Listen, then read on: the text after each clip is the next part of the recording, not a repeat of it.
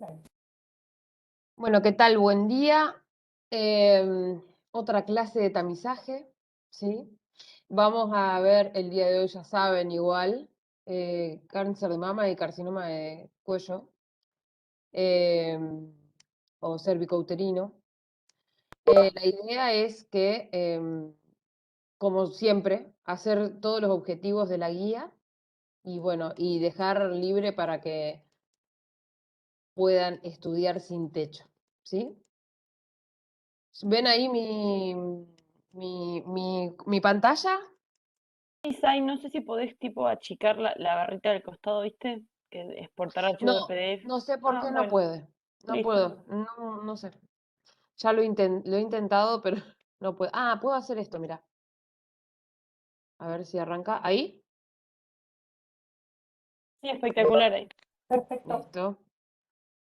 ¿Alguno que quiera leer los objetivos? Buen día, los leo si O- quieren. Dale. Bueno, los objetivos son conocer la epidemiología de cáncer de mama y cuello de útero, incidencia, factores de riesgo, morbilidad y mortalidad, realizar un análisis crítico sobre las controversias en torno al rastreo de cáncer de mama, teniendo en cuenta las últimas actualizaciones y las recomendaciones del Ministerio de Salud de la Nación. Conocer métodos de imágenes utilizados para el rastreo, mamografía, otros métodos para situaciones especiales, tomosíntesis, ecografía, resonancia, clasificación BIRATS, definir rastreo de cáncer de cuello de útero, recomendaciones según la guía del Ministerio, toma de muestra e interpretación de resultados, reconocer el concepto de sobrediagnóstico en las recomendaciones de rastreo precoz de mama y cuello de útero en población sana. Perfecto. Perfecto. No creo que haya ninguna duda con eso. Espero que hayan leído la introducción, que es muy interesante. Les va a ayudar mucho a contextualizarse de la patología prevalente y de la epidemiología. No sé si, Agus, ¿querés hacer alguna acotación al respecto? No, no, que obviamente que cuando agregamos este tipo de introducciones es porque nos parece que es un aspecto fundamental a tener en cuenta, nada más, pero la verdad es que suma a la bibliografía y creo que algunas cosas incluso están sacadas de la bibliografía, pero bueno, eso nada más. Creo que es súper necesario. Si quieren, arrancamos con la primera situación clínica. ¿Alguno la quiere leer? Yo leo si quieren. Dale, Fati, sí, dale.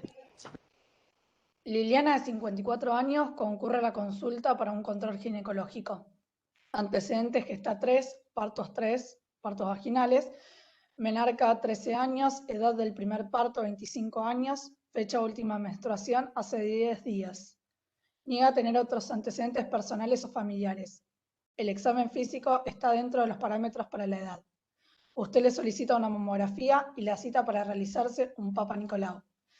¿Cuál es la epidemiología del cáncer de mama?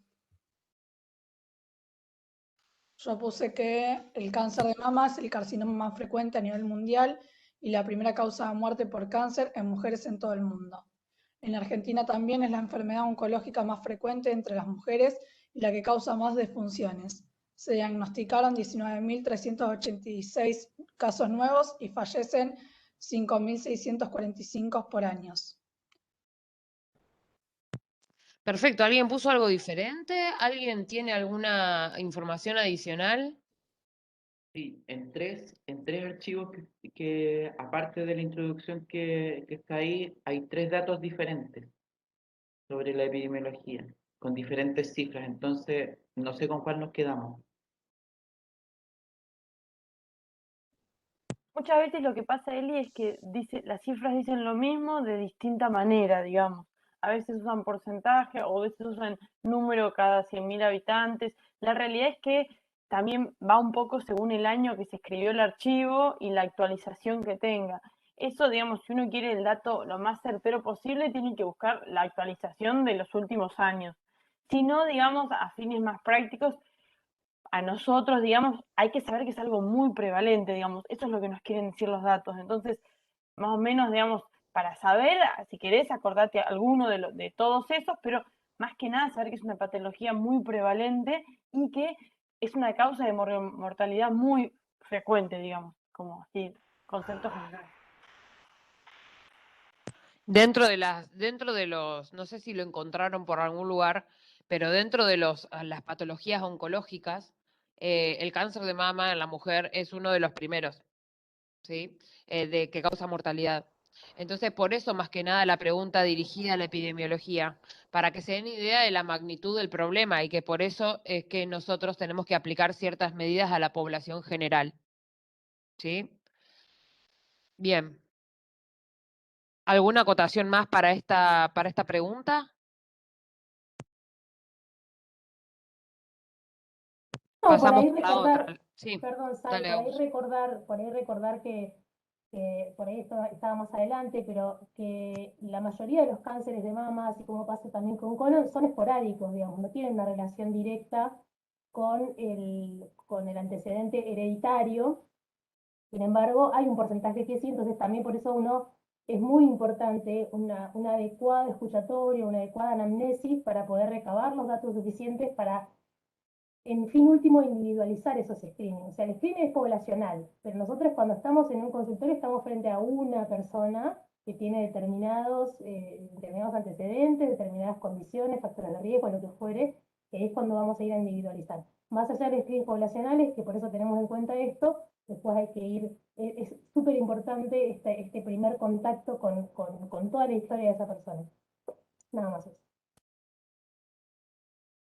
Sí, incluso con respecto desde nuestro rol, estemos donde estemos en el sistema de salud, hagamos lo que hagamos, o sea, hagamos lo que hagamos en especialidad o a lo que nos dediquemos, tenemos que siempre enfatizar en estas cuestiones importantes. Por ejemplo, nosotros como radiólogos le decimos mamografía anual, anda al ginecólogo, o sea, son cosas que está la magnitud de la patología oncológica en cuestión, de que necesitamos hacer promoción desde donde estemos, promoción y prevención desde donde estemos, ¿sí? Por eso no es algo a lo que nosotros tengamos que hacer oídos sordos, si se quiere, ¿sí? Seguimos con la siguiente. ¿Alguien la quiere leer?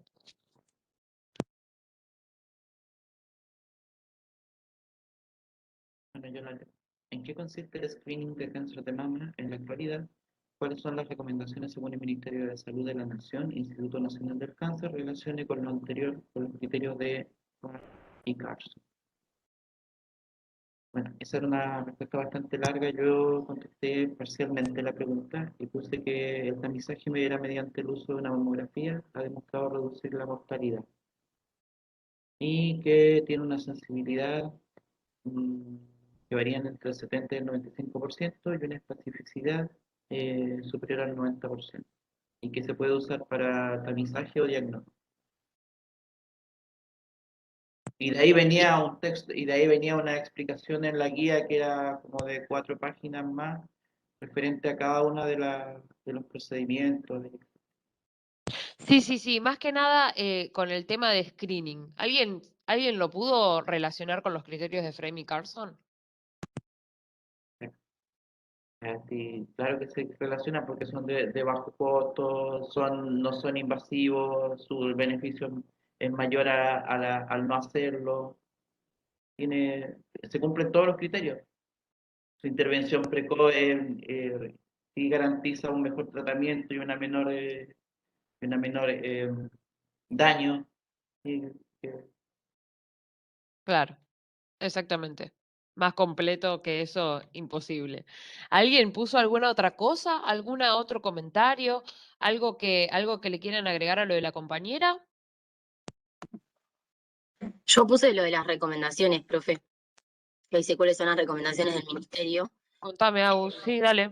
Sí, lo que encontré te lo clasificaba como un punteo, te decía, en mujeres de 40 a 49 años con un riesgo promedio de padecer cáncer de mama que son asintomáticas, se sugiere que no se realice la la mamografía como tamizaje. En las mujeres de 50 a 69 años con un riesgo promedio de padecer cáncer que son asintomáticas, sí se recomienda. Y en estas mujeres, en este grupo, al menos se recomienda una mamografía cada 2 años. Y después, a los 70 años, con riesgo promedio de padecer cáncer de mama y asintomáticas, no se recomienda.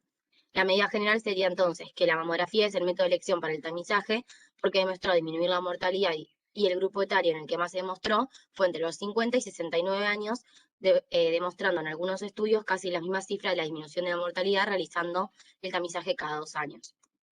Decía que también dependía el médico, la situación y demás, se podía hacer tanto cada 2 años o cada 1 año. Pero bueno. Claro, es lo que hablaba de bienal o anual, incluso trienal algunas veces. A veces también hacía referencia a eso. Bien, perfecto, Agus. El tema es dónde causamos más impacto y tener en cuenta de que no siempre tenemos un acceso libre y llegar a la mayor cantidad de población posible para poder diagnosticarlo en un periodo de enfermedad donde la mujer esté asintomática. Recuerden que estamos hablando de pacientes totalmente asintomáticas, ¿sí? Es muy diferente ya cuando estamos hablando de una paciente donde tiene secreción por el pezón, nódulo palpable, y a eso ni hablar si lo relacionamos con los antecedentes oncológicos de la paciente, familiares o personales. Entonces estamos hablando de screening poblacional, como dijo Agustina, de 50 a 69 años sería. La idea es hacerle screening a todas. Ahí es donde causamos más impacto y donde hacemos la ecografía a cada 2 años. Eso sí, serían las pautas. Igualmente, lamentablemente el sistema de salud siempre tengan en cuenta de que no siempre se hace la mamografía con la indicación que nos da el Ministerio de Salud, por más de que tengamos esa rectificación. Y por otro lado, también tengamos en cuenta, no solo en el medio donde trabajamos, sino que esto todavía es controversial. ¿Sí? O sea, hay estudios donde a nosotros nos demuestran de que esto debe ser así, pero también hay estudios que nos demuestran que puede no serlo, ¿sí? Entonces, al día de hoy podemos decir que se hace de determinada forma, como ya dijimos, pero más adelante no sabemos si vamos a hacerle screening a las pacientes entre 40 y 49 años, por ejemplo, ¿sí? Con el tema también de las mujeres mayores a 70 años, o sea, bueno, en realidad 70, 75 años, hay que tener en cuenta de en qué estado está la paciente también. O sea, ¿qué beneficio le vamos a hacer si le hacemos un screening de cáncer de mama? ¿Hasta dónde vamos a llegar nosotros? ¿Qué queremos saber? ¿Sí? Hay que preguntarse todo eso antes de indicar una mamografía. Es muy fácil hacer la orden de mamografía, pero hay que también tener en cuenta de que los resultados que pueden venir. Por ahí algo Eh, que dice en el sí, texto también que está bueno es esto de, digamos, ninguno de los, digamos, el texto habla de un montón de evidencia, ninguna de las evidencias está libre de sesgo, digamos, está libre de algún error, esto que decías ahí. Entonces, hay una parte que dice el texto, y lo dice el texto siempre en muchos temas y que no se tienen que olvidar nunca, es que ninguna recomendación debe anular el juicio clínico, digamos. Entonces, claramente uno tiene que tener la recomendación en la mochila y acordarse que esa recomendación está bien, con cierto conflicto de interés y con cierto sesgo, es la recomendación que tenemos. Pero en el consultorio, digamos, con un paciente adentro y, digamos, hay que individualizar siempre la consulta, siempre. Pero bueno, digamos, tampoco si se quiere olvidarnos de la recomendación e indicar una mamografía a una chica de 35 años, digamos. Entonces, bueno, pero exactamente, Valen, eso es lo que pasa con el tema de los algoritmos claro, diagnósticos. También por hacer el algoritmo al pie de la letra nos olvidamos de nuestro juicio. Y qué importante nuestro juicio también, ¿no? Y nuestro sentido común. Eso siempre ténganlo en cuenta. O sea, no vamos a dejar de pensar ninguna de las dos cosas, ni de juzgar nuestro juicio, ni de juzgar las recomendaciones, digamos. Profe, y también Sí, cuenta bastante esto que aclara que es el riesgo promedio, ¿no? O sea, no es lo mismo una persona ya con antecedentes y demás, ahí sí vamos a recalcar que por ahí sí vamos a hacer a los 40 años y así, ¿no? O sea, eso puede ir variando con la circunstancia de cada paciente. totalmente, pero ahí ya varía cuándo le hago el screening. Claro, bien, bien, bien. Un poco, perdón, Exactamente. para agregar una Sí. cosa, estamos, además, por ahí nosotros venimos sesgados por esta cuestión de la prevención cuaternaria, pero en realidad, pensándolo, sobre todo en el screening de una mujer mayor de 70 años, ¿cuál es la expectativa de vida de una argentina, digamos, de una mujer argentina? Entonces, yo le hago un screening, le encuentro un nodulito, le empiezo la intervención y qué sé yo, y también obviamente pensando en la historia natural de un cáncer o de la oncogénesis en una persona mayor. En general, es mucho más lenta y mucho más insidiosa que en una persona joven, dependiendo cuál tipo de cáncer, bueno, vamos a ir con eso, pero digo, entonces, ¿qué realmente, como decías, qué beneficio le aplico si yo sigo haciendo un screening a partir de una edad en la que probablemente no modifique, no le prolongue demasiado la vida, es más, quizás hasta se la acorte, ¿no? Por esta cuestión. Así que era para agregar esa cosita también. Pero perfecto todo lo que dijiste. Totalmente, y tener en cuenta esto de la prevención cuaternaria y del sobrediagnóstico, porque es fundamental para este y para cualquier otro. Por eso ahí está nuestro juicio clínico. ¿Alguien quiere agregar algo con esta pregunta o algo más para que... Yo un mínimo comentario, Sai, Sí, obvio. porque cuando hacíamos las clases en forma presencial, lo que surgía, que ya varias ya por ahí podían decirlo, mi ginecóloga me lo pide todos los meses, mi ginecóloga me lo empezó a pedir a partir de los 30, mi ginecóloga, era como que todo el mundo empezaba a hablar de todo eso y nosotros teníamos que confrontarlo con la bibliografía y explicarles un poquito de que por ahí en la práctica ambulatoria, no sé bien cómo es en el IGA, pero por ahí en el ámbito así de las obras sociales suelen pedirlo un poquito como antes, ¿sí? Y entonces la ginecóloga por ahí dice, ay, pero estoy viendo cánceres en personas muy jóvenes. Y por ahí eso no es tan representativo a nivel poblacional. Y sin embargo, ellos mismos adoptan otras formas donde hace que se pidan mucho antes. Bueno, estas son confrontaciones que, bueno, no sé si las vamos a poder resolver alguna vez, ¿sí? Pero es importante que sepamos cuáles son las recomendaciones del ministerio, ¿sí? Y que sepamos por qué lo pedimos, no, nada más que eso. Total, ayer tuvimos una charla larga y tendida con respecto a este tema con Agustina, porque realmente es qué parte del bosque vemos, si estamos en el medio o estamos afuera. Si estamos al lado de un arbolito, del arbolito que yo quiero ver, o si estoy mirando toda la población de árboles o toda la arboleda. Entonces, es o sea, ¿hasta dónde voy a llegar con este tema del screening? Desde nosotros como médicos generales o médicos de atención primaria. El ginecólogo, por supuesto que va a ver, porque es su especialidad. Nosotros como radiólogos también vemos cánceres en mujeres mucho menos, de mucho menor edad de la esperada, porque somos radiólogos y también estamos viendo eso. Pero si lo ponemos en números y en la cantidad de mamografías que se hacen en mujeres que corresponden y la cantidad de cáncer encontrado, claramente la política sería otra, digamos. Y también lo que se puede aplicar, ¿no es cierto, José? No, también pensar el sesgo de dónde estamos trabajando. Obviamente que un ginecólogo por ahí de un centro de complejidad o de derivación va a haber, digo, en todo ese porcentaje va a haber una cantidad de cánceres en personas jóvenes que por ahí no es representativo de la realidad, ¿no? Si vos estás trabajando en un centro de derivación que operan todos los cánceres y sí, vas a ver vas a tener ese sesgo. La mayoría de las mujeres no tienen cáncer, digo, en relación a eso, pero bueno, por eso están las indicaciones en general bastante precisas. Totalmente. Si trabajamos en el ROFO, que es un centro de diversión de oncología, bueno, ahí claramente voy a ver de todo, pero no es lo representativo poblacional que estamos tratando de transmitir. Pasamos a las... sí, ¿quién es? Víctor. No, Víctor, que ¿cómo estás? también en el vídeo que subieron del TED, el médico decía eso también, que muchas veces suelen diagnosticar, pero no necesariamente va a ser un cáncer con una progresión rápida que va a llevar a un comprometimiento importante, ¿no?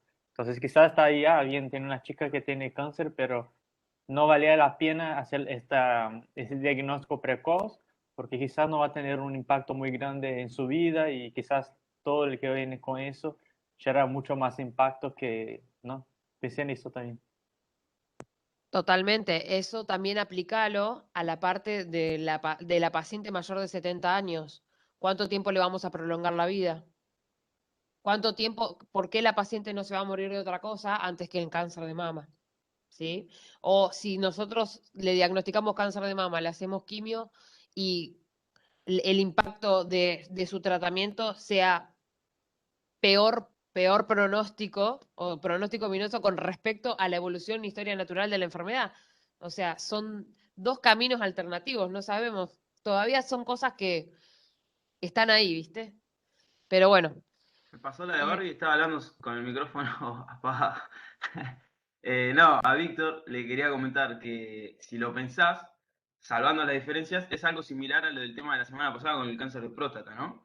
Qué importante es tener estas cuestiones, porque uno como el día que nosotros seamos médicos, lo que tiene que cuidar es la calidad de vida de la persona en todas sus esferas, y, y de qué te sirve, digamos, un diagnóstico que no le ayuda a nada, no le da un dato importante de relevancia a la vida todavía a la persona, pero al revés, en este caso, le estaría quitando de algún modo cierta calidad porque estaría acompañando una preocupación innecesaria y demás a una edad que todavía no representa a veces una amenaza real.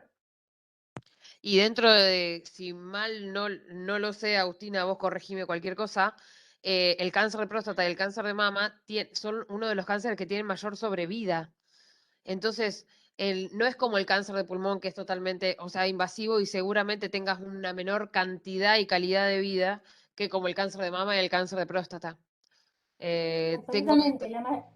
Sí, la Sí. mayoría son, en este caso, son tortugas, digamos, ¿no? Como hablaba el video TEDx, y los que son gorriones, o sea, es muy difícil que los agarremos en el momento antes que se escapen. Probablemente se nos van a escapar, pero sí, es así, absolutamente. Tal. Ese es el tema, también el tema de la sobrevida. Por eso planteamos la posibilidad de que la paciente mayor de 70 años seguramente no se beneficie de nuestra intervención, por más de que lo hagamos con el mayor amor del mundo, digamos. La política pública dice que realmente no nos sirve. ¿Sí? ¿Seguimos con la próxima? ¿Les parece?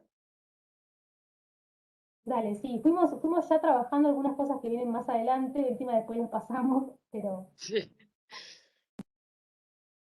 Bien, ¿alguien quiere leerlo, por favor? La leo. Teniendo en cuenta lo anterior, ¿cuál sería la recomendación para realizar screening de cáncer de mama en este caso? Explique. Bueno, en este caso la recomendación, por presentarte, en el caso de Liliana, por presentar riesgo promedio y ser asintomática, es realizar una mamografía cada 2 años. Obviamente siempre y cuando el resultado de esta se mantenga entre los normales, que bueno, después lo vamos a ver más adelante, que es el BRAS 1 y 2. Bien, perfecto. Muy bien. Bien, ¿algo más para agregar? ¿Algún compañero? ¿Algún valiente con cámara?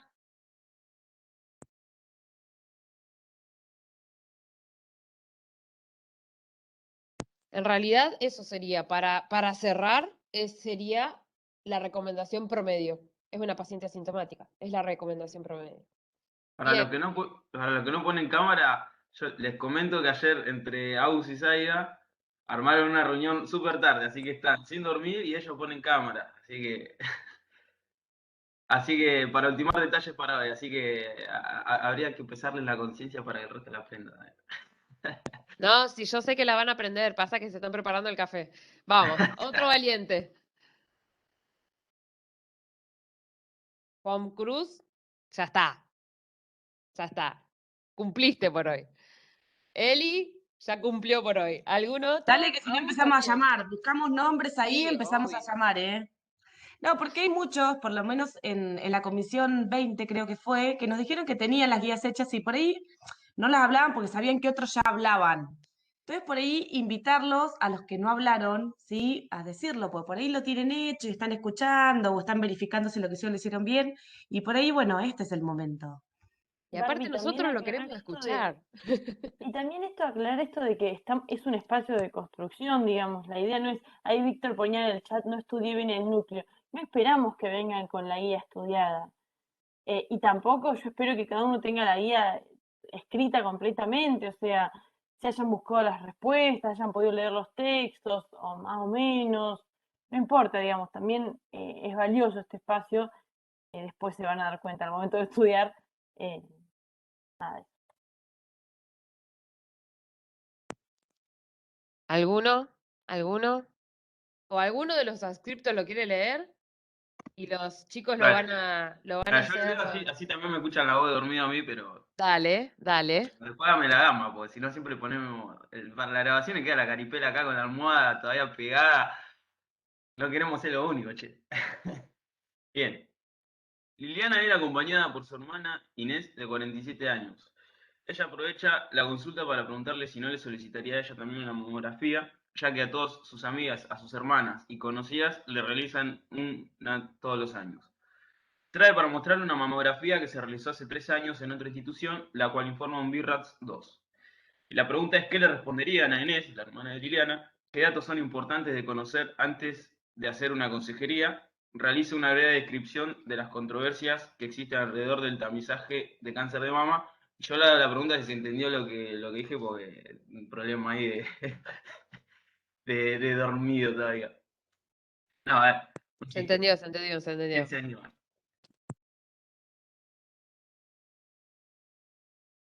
Los que ya hablaron se están descosiendo por salir a hablar. Así que vamos que necesitamos otro. Piensen en la edad, piensen en esto que estamos discutiendo, ¿sí? En Y esta discusión muchas sobre de las diagnóstico. cosas ya las charlamos también, Mati. Perdón, Sai, Sí. así como Víctor, ¿no? Que dijo que por ahí hoy no puedo preparar tanto la clase. Víctor igual siempre participa un montón. Pero alguien más que, independientemente de eso, con esto que ya se estuvo charlando hasta hoy, ¿qué tiene para comentar sobre esto? ¿Qué les parece? Y en relación a conceptos que hemos tratado en varias clases anteriores también. Te voy a poner qué le respondería a Inés para que avancemos, porque si no nos vamos a quedar aquí hasta Dale, mañana. dale, dale, Eli. Yo puse que el estudio que presenta una imagen con lesiones de naturaleza benigna, ¿sí? Que se requiere seguimiento para el tratamiento ocasional según lo indicado en la clínica, igual al BRIRAS, por lo que el control queda a criterio del médico solicitante, siendo este un nuevo estudio cada año o cada 2 años, dependiendo de la edad y los factores de riesgo de la mujer solicitante. Ella te viene a decir, mi amiga se hace mamografía todos los años. Y tengo 47. ¿Cuál Buen es la día. indicación que corresponde? Hola, Karen. Buen Hola. día. Bueno, Ahí me primero gusta, Karen, dale. habría que ver, no sé, la amiga de ella, si tiene factores de riesgo, cuántos años tiene, si tal vez ya tuvo o tiene gente muy cercana, no sé, su mamá que haya tenido cáncer de mama y por eso tal vez se hace todos los años la mamografía. Eso por un lado. Y por el otro, Inés, creo que el nombre, no tiene indicación de hacerse otra mamografía ahora porque tiene menos de 50 años y aparte ya trae una mamografía con resultados normales de hace 3 años, por lo cual tampoco se recomendaría. Bien, le dirías que la recomendación no es realizarla ahora, sería, pero ella te vuelve a decir, mis amigas, mis hermanas y mis conocidas se hacen mamografía todos los años. Y ahí le explicaría que todos los casos son diferentes y que en su caso, por no tener factores de riesgo, sería al cohete, le diría, no sé, o sea, como que no tendría sentido hacérsela ahora. Y que bueno, que la situación de cada cuerpo es diferente y por eso tal vez sus amigas se las hacen. También le diría por ahí que va a depender de dónde se atiendan ellas, porque como decían hace un ratito, a veces en la parte privada te mandan a hacer estudios que no son totalmente necesarios y que en este caso exponerla a ella a un estudio que no necesita, no tiene sentido. Y que por eso que se quede tranquila, que no se lo hacemos porque no lo necesita, no porque no se quiere. Bien. Sí, Perdón, Diana. una Biblia que hable un poco también sobre que la decisión del tamizaje mamográfico puede ser también individualizada, que si la mujer A ver, asigna qué un valor más interesante. elevado, ¿Qué más que si leíste la mujer sobre eso, Diana? asigna un valor más elevado, los potenciales beneficios sobre los potenciales daños, ella puede elegir a partir de los 40 a 49 años hacerse el tamizaje igual, por más de que no lo estemos recomendando. ¿Alguien más? ¿Qué más piensan con respecto a esto? ¿Alguien más tiene alguna Lo que yo opinión? lo que decía ahí es que era una decisión que es compartida más que absoluta. Exactamente. Excelente. Yo estaba esperando que digan eso, un poco volviendo también a los temas de Necesitamos las dos palabras claves, decisiones compartidas. En nuestra consulta, cuando va alguien a nuestra consulta, le vamos a hacer todas las preguntas que corresponden, todo el examen físico que corresponde, todos sus antecedentes como corresponde, y a la hora de indicar algún screening o estudio complementario, vamos a ver de qué la persona que estemos hablando. Si nosotros, viene Inés y tiene 47 años, lo primero que vamos a hacer es que no le vamos a hacer la mamografía de una, ¿no? Ahora, si no tiene factores de riesgo, lógico. Si en el caso de que ella lo plantee, nosotros le explicamos. ¿Qué le explicamos? ¿Alguien sabe qué le explicamos con respecto a la mamografía? ¿Qué le decimos? Le explicamos el tema de la radiación, por Sería ejemplo. uno, Le ¿sí? explicamos que le podemos decir que también, si nunca se le ha hecho, que es molesta, Sí, también. Se lo porque te podríamos decir. apretan ¿Qué más le así. podremos decir? Ya vamos a mostrar algunas imágenes de eso también. Explicar un poco Entonces, también sobre todo el tema del sobrediagnóstico y sobretratamiento que puede estar relacionado a hacerse una mamografía antes de tiempo. Totalmente, totalmente. Y O algo, sea, ¿saben hay que... Sí, que hoy por ahí, Valen, cuando hablaba de la prevalencia, también por ahí el dato se puede traer acá, de que siempre hay que estar actualizado, voy a decir una redundancia, con los estudios, porque todas estas recomendaciones que existen no están unificadas en algún punto, si bien las recomendaciones del ministerio son bastante claras, las investigaciones que la hacen no están unificadas y hay revisiones sistemáticas de cada estudio constantes. Y cada vez muestran que hay fallas en estas investigaciones que en algún punto, digamos, intervienen en la sensibilidad y especificidad de los estudios. Además de todo lo que están diciendo ustedes. de hecho, justamente lo que dice el perfecto, Mati. profesor Sí, en el documento que habla sobre efectividad del tamizaje, justamente por eso es muy complejo leerlo, para llegar a las últimas 3 páginas donde sale qué hacemos en Argentina. Sí, Eli, yo por ahí para decirle a los alumnos lo mismo que habíamos dicho en la clase anterior, que a veces hay que salir de los algoritmos. Los algoritmos obviamente nos ordenan un montón, nos dan como una base segura donde nos podemos manejar y sabemos qué hacer entre cada cosa. Pero bueno, a ver, esto de las decisiones compartidas nos invitan un poco a ser un poco más flexibles, ¿sí? Y que hay momentos e instancias que tenemos que corrernos un poco de eso para después un poco volver. Los conocimientos en tamizaje, principalmente, nos estamos dando cuenta que son como un río, que van cambiando, que van fluyendo.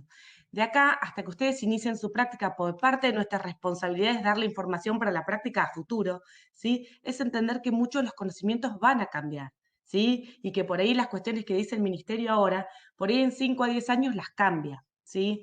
Igualmente, dentro del campo, por ahí, si el ministerio saca una norma, por ahí se empieza a aplicar como 5 o 6 años después. No sé por qué a veces la información a la práctica clínica llega lento. Pero bueno, calma. Lo importante es que nosotros reconozcamos que todo el conocimiento, más que nos ponen los algoritmos, que es todo como muy cerrado, puede llegar a cambiar y que es importante repensarlo y reflexionarlo. Por eso, esto de tener una base segura está bueno, pero también tiene sus riesgos, ¿sí? Para entenderse. Nosotros entendemos un poquito la prevalencia y volvemos a los criterios y todo eso, vamos a repensarlo y por más que cambien los conocimientos, nuestra forma de pensar y la reflexión va a estar siempre. Nada más. Sí, Yo además tengo nuestra una idea duda. Ah, perdón, no sé quién habló.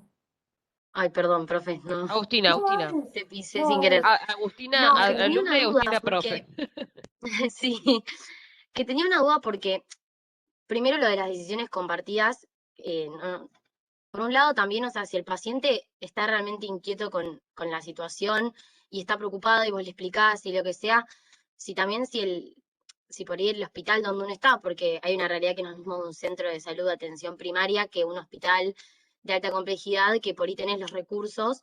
Está mal llegar a la normativa de para que el paciente se quede tranquilo hacer una mamografía, teniendo en cuenta que no tiene 30 años, tiene 47. Y otra cosa que te duda, cuando está en BRADS 2, ¿no se recomienda un seguimiento? Ahí no estaría igual bueno hacer una mamografía para ver cómo avanzó eso benigno igual, o no. El seguimiento es otro tipo de seguimiento, porque aclaraba seguimiento o tratamiento, y yo pensé que por ahí era hacer una mamografía más seguido. Entonces, eso. Esa es mi duda.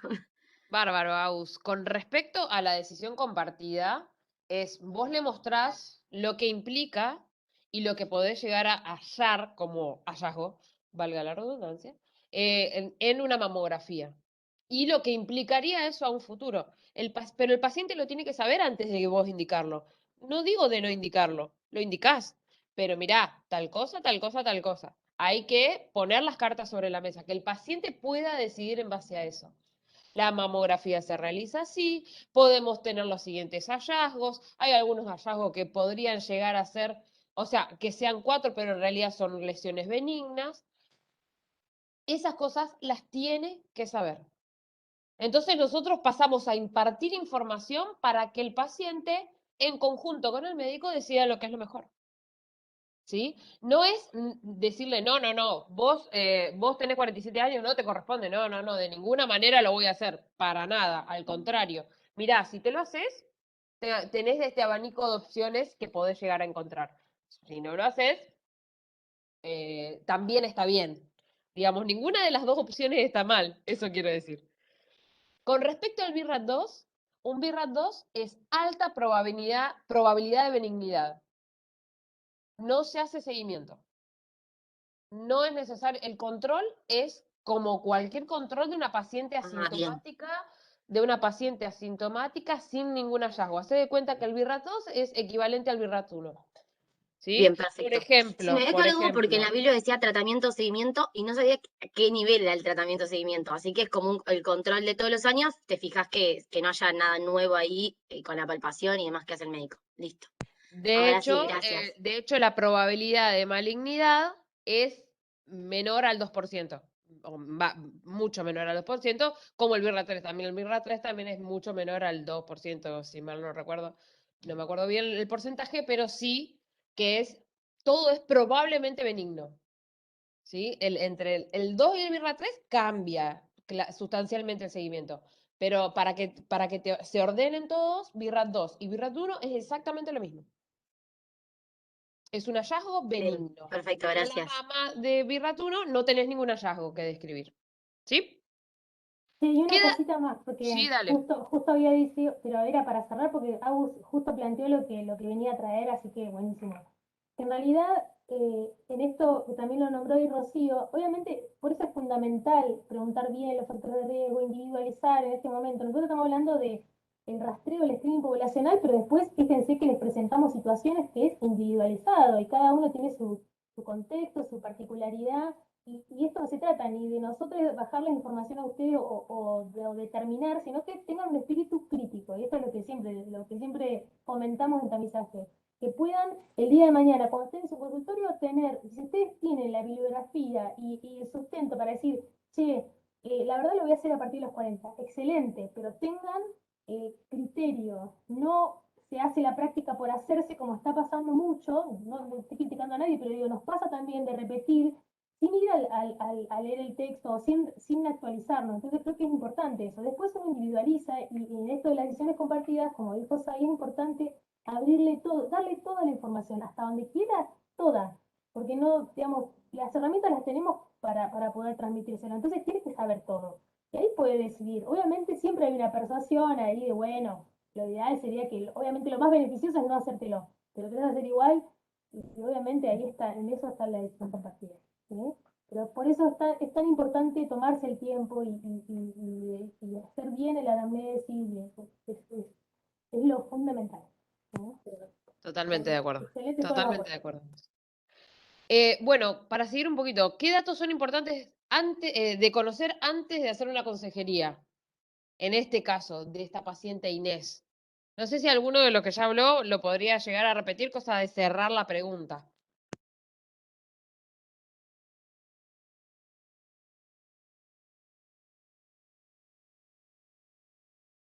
Juan Cruz, no se hagan los que tienen miedo Sí. ahora de hablar porque no les creemos. Bueno, yo le El que quiere preguntaría, exponerlo, sí, dale, pregunta, sí. bueno, primeramente por ahí, ¿por qué motivo le fue solicitada la mamografía anterior? Tal vez en ese momento tenía algún síntoma. Bueno, ahora si presenta alguna manifestación clínica, como la presencia de un nódulo, derrame, retracción de pezón, de piel, si presenta también algún antecedente personal o familiar de cáncer de mama u ovario, si realizó algún tratamiento con radioterapia dirigido al pecho, también era importante a qué edad tuvo su menarca, si tiene hijos y en caso de que, bueno, de que tenga, a qué edad los tuvo. Bueno, también indagar sobre la actividad física, sobre el consumo de alcohol y también complementarlo con un examen físico evaluando el índice de masa corporal, que era como los factores de riesgo que estaban asociados al cáncer de mama, aunque es difícil actuar sobre ellos, pero bueno, podría ahí tener otra indicación. Claro. Y con respecto a la menopausia, por más de que sea una paciente joven, puede que ya tenga menopausia precoz. Así que sería prudente preguntarle si sigue teniendo sus ciclos habituales. Una cosa más. Perfecto. Seguimos con la otra. Esta pregunta me encanta, disculpen. Pero, ¿quién quiere leerla y quién quiere responderla?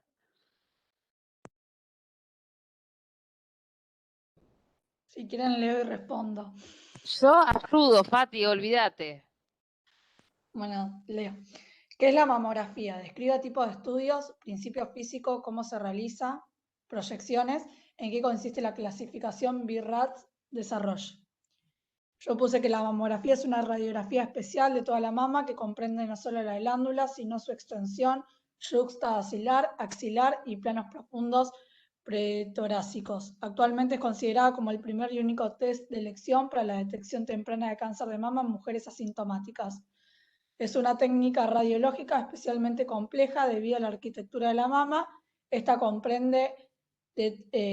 se compone de 3 tipos de tejido: adiposo, fibroconectivo y glandular, distribuidos dentro de la mama sin seguir un patrón fijo, variando de mujer a mujer, así como con la edad. El reto de la mamografía consiste en distinguir entre estos tejidos normales y las áreas patológicas, las cuales tienen coeficientes de absorción radiológica muy similares, y a su vez las imágenes patológicas pueden ser sumamente pequeñas como las microcalcificaciones, por lo cual se requiere excelente definición de contrastes y una muy alta resolución.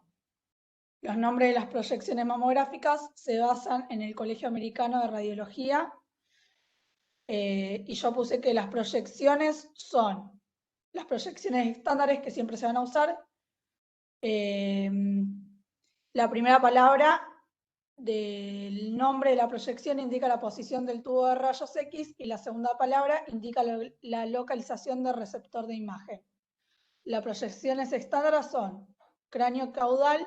Con esta proyección se debe observar el tejido medial, subareolar, central y algo del lateral, y la proyección medio lateral oblicua. En esta proyección se observa todo el tejido mamario, el tejido en 2 planos, y se obtiene una comprensión máxima paralela al músculo pectoral. Permite la evaluación del tejido y o localización de lesiones en cuadrantes superiores e inferiores de la mama. Bueno, después existen proyecciones adicionales y proyecciones en casos especiales. Y por último, el informe BIRAT es el informe imagenológico. Es conveniente sistematizar los informes a fin de homogeneizar la terminología utilizada. Se recomienda utilizar el reporte del Colegio Americano de Radiología. El sistema de codificación consta de 7 numerales específicos, 0, 1, 2, 3, 4, 5 y 6, que califican a cada estudio de acuerdo a su grado de probabilidad de corresponder a un carcinoma de mama. El 0 dice que es un estudio no concluyente que requiere estudios adicionales de imagen para una interpretación adecuada. Debe quedar muy claro que BIRAT 0 no corresponde a riesgo más bajo, sino que radiológico no tiene con él o los presentes estudios elementos suficientes como para definir la probabilidad de cáncer.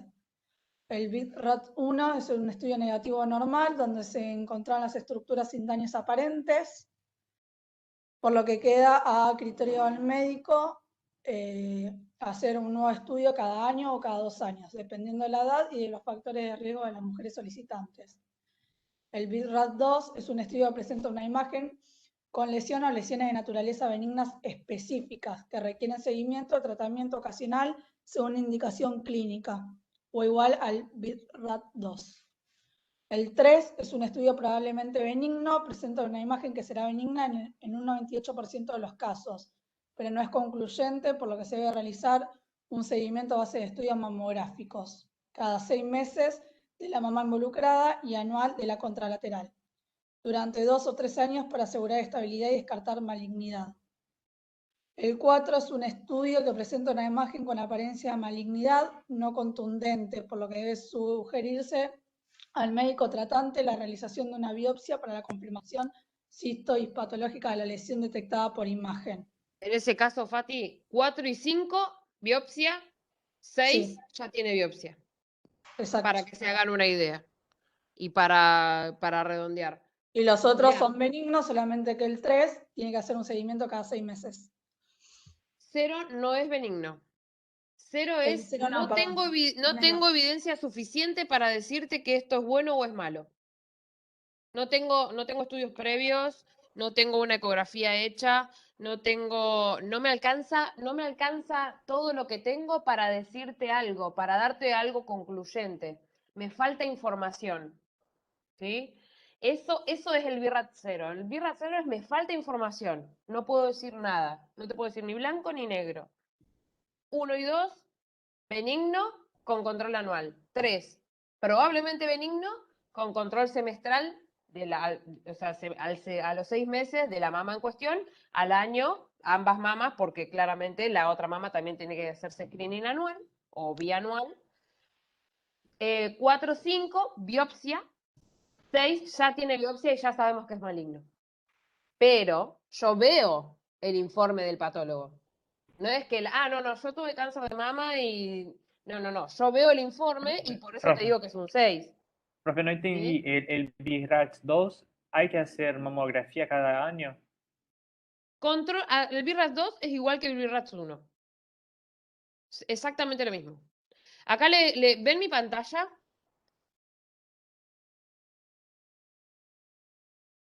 Ven la guía, Sai, Está ahí, eso.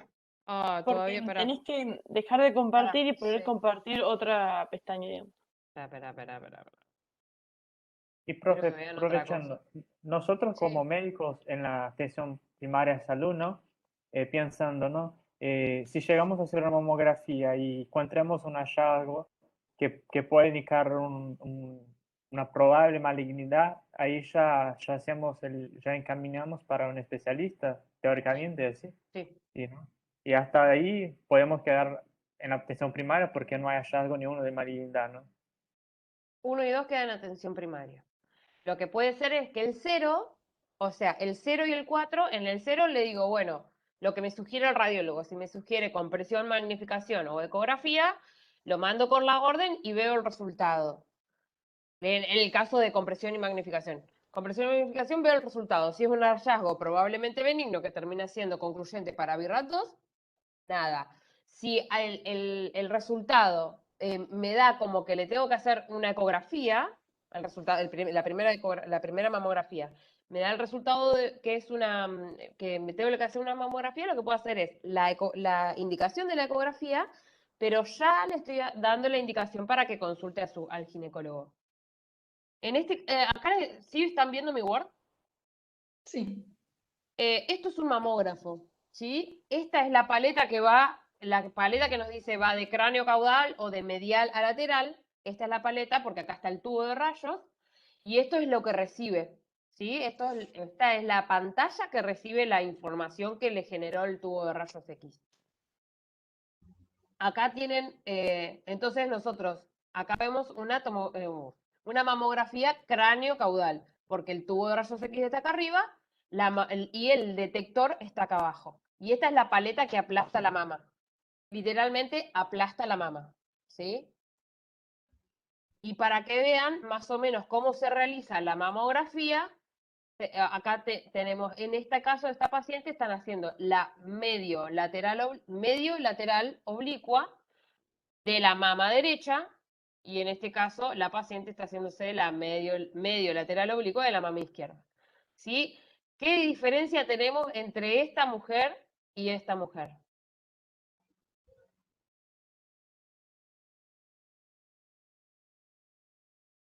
¿A cuál le hubieran indicado la mamografía? A la de abajo. Claramente. Esta mujer no tendría por qué se está haciendo mamografía. ¿Por qué? No, tal vez no lo palpable, pero eso habría que indagarlo. ¿Porque la ves joven, lo dijiste? Claro. Ah, no había entendido. Está bien. La piel la delata, todo, o sea, se veía El joven. piercing la delata también. Bueno, ¿alguna pregunta, alguna duda con respecto? Porque la bibliografía habla mucho y se explaya mucho en tratar de nombrar muchas cosas, pero con poco contenido, entonces es como difícil entenderlo. Pero sepan que lo obligatorio es mamografía medio lateral oblicua y cráneo caudal, bilateral.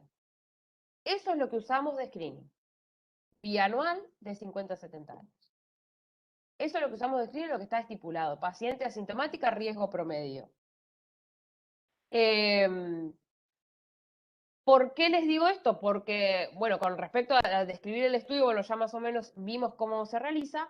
El tema es que cuando dice cómo se realizan las proyecciones, y en la bibliografía le habla de un montón de proyecciones más, que en realidad esas proyecciones adicionales son para mamografías diagnósticas. Yo ya tengo un hallazgo y necesito implementar otra cosa. Entonces eso es todo terreno del radiólogo.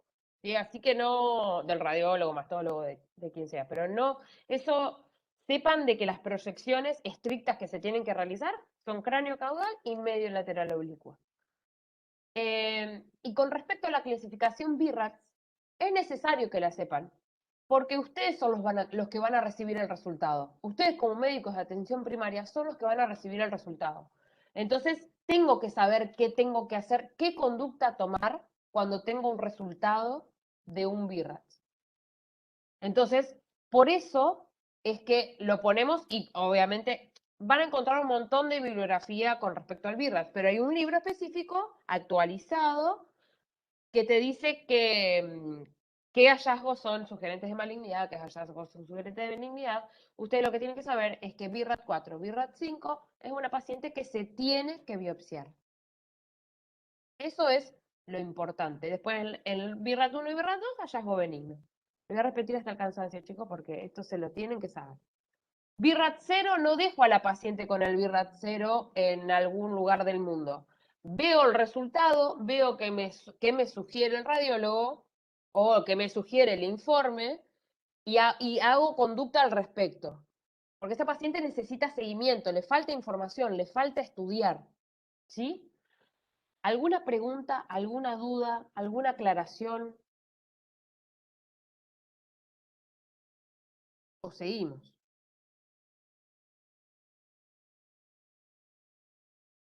Bien, ¿alguien quiere leer la situación 2 de Hilda? Yo la leo si quieren. Profe, solo Sí. una consulta. Se realiza el examen físico, ¿no? Y de las mamas, y se encuentra una masa, ahí que puede pensar en hacer una mamografía, ¿sería eso? Me quedo con esta duda, ¿cuándo pasamos este paso, ¿no? A la mamografía? Es una paciente que ya deja de ser asintomática o asignológica. Es una paciente que ya tenemos un hallazgo, independientemente de la edad. Entonces, tenemos que tomar conducta a partir de eso. No es una paciente que yo le mando una mamografía de screening, no es de screening. Yo le encontré un hallazgo a la paciente. Otra opción, que con respecto a la autopalpación mamaria, ¿qué puede llegar a pasar? Imagínense en la consulta, ¿por qué consultaría a la paciente que se hizo autopalpación mamaria? Porque encontró una masa. Porque encontró una masa o porque no está segura de lo que está palpando.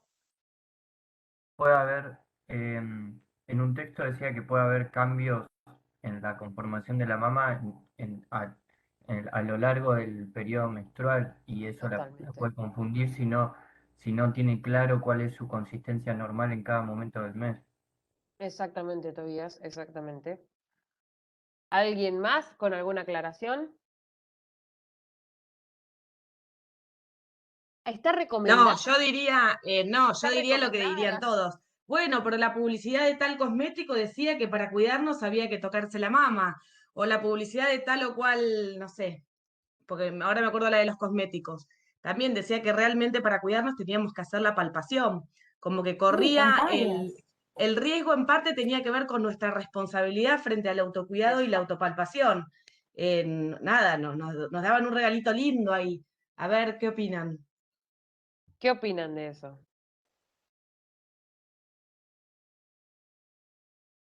¿Alguien opina algo? Porque pueden no opinar nada, ¿eh? ¿Hay que hacerse la autopalpación o no? ¿Está recomendado o no? Según la bibliografía, decía o sea, que no es algo que se recomiende porque muchas veces al no tener conocimiento uno se asusta o ve cosas que no, como que creen que son malas, que no lo son. Entonces como que decía que no es algo exacto la palpación mamaria de una persona que no entiende. Sin embargo, en cuanto a mi opinión personal, em, no sé si siempre se da por palpación, pero escuché casos de gente cercana que tenía cáncer de mama que se estaba bañando, que lo que sea, que sintió algo raro y haber ido al médico es lo que hizo que se produzca el diagnóstico. Entonces, creo que es preferible ir y creer que, o no sé, ir y que Igualmente, te digan, quédate tranquila, no es nada, que quedarte con la duda con algo que sentís y no sé, creo yo. igualmente ahí está, yo creo que la cuestión de ir al médico. O sea, Claro, sí, sí, independientemente obvio. independientemente de la autopalpación mamaria, de la responsabilidad individual y personal, eh, o sea, por ejemplo, las pacientes de 50 a 70 años, realmente no es una población que nosotros tengamos un alcance terrible porque en general no suelen ir. Porque si no están en periodo de maternidad o por ahí que son más jóvenes que se están cuidando más, por ejemplo, no suelen ir al ginecólogo. Porque dicen, no, ya está, ya me casé, listo. O sea, como que si casarte te determina salud. Pero realmente, sí. No, perdón, profe, perdón. Dale, sí, sí, todavía decilo. No, que está muy bien que se lo hagan, pero que nunca piensen que es algo certero o que se pueden Qué hacer, difícil eso. que se pueden autodiagnosticar como tanto para bien como para mal, porque pueden no sentir nada y, y no tiene la misma sensibilidad que una imagen. Pueden no sentir ningún nódulo que sea perceptible, pero sí se puede ver en una imagen.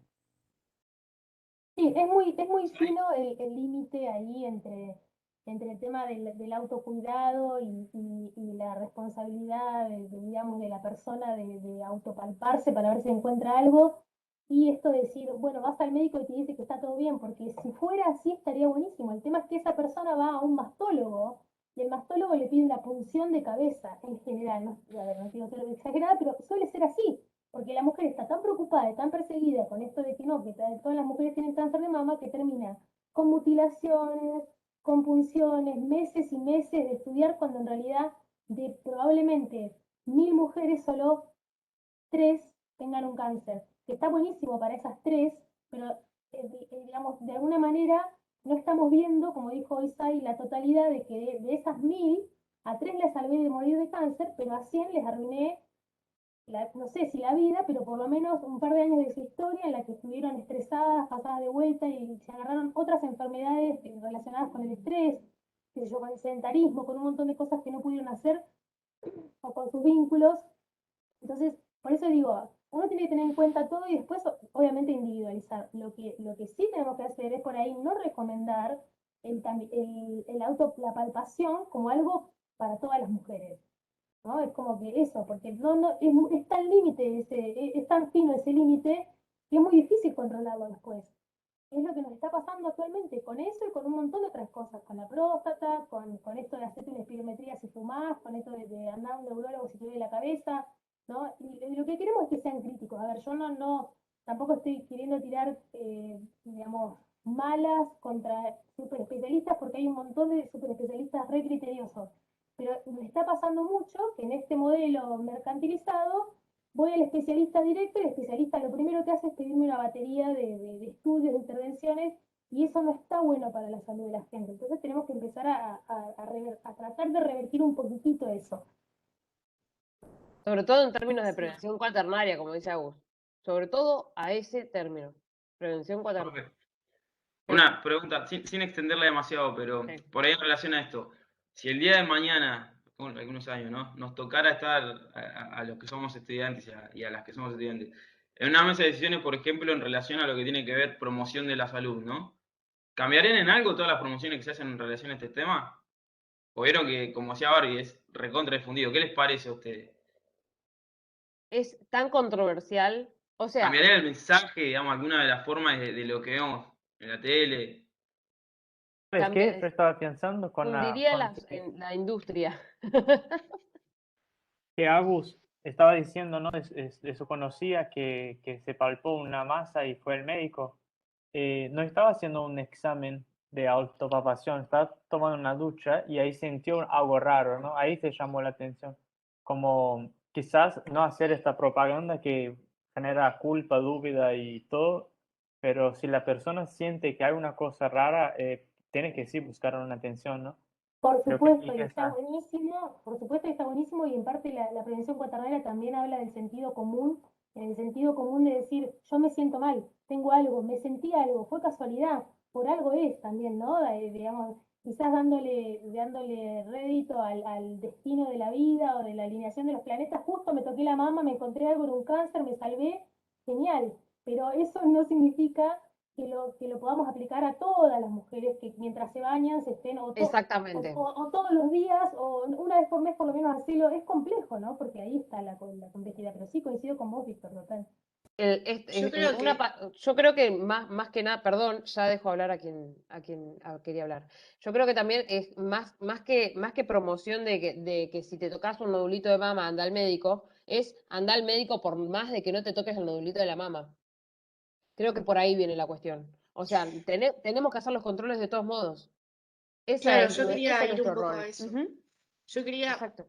o sea, yo pensaría más la campaña, no con el título cáncer de mama, ya arrancando por ahí, porque por ahí es como que a la mujer o a la persona que tenga pechos le da como un peso, una obligación de que se tenga que palpar las mamas. Yo lo pasaría para el lado del autoconocimiento de su propio cuerpo, de saber cómo es, qué forma tiene, para que cuando haya algo diferente lo pueda palpar, pero que no tenga el peso de no, hacete el autoexamen mamario porque puedes tener cáncer, sino más desde el lado del conocimiento del propio cuerpo. Y nada, enfatizar en esto que decía Zaida, de los controles anuales de los médicos, anuales, o sea. Totalmente. Promoción de la salud integral sería, promocionemos la salud integral, no solamente la salud de no tener cáncer de mama, o no desde solamente ese lado. Bueno, avancemos, porque si no nos quedamos charlando de este tema que tiene para rato. ¿Alguien quiere leer? Yo lo leo si quieren. Dale. Hilda, de 50 años, concurre para un control ginecológico.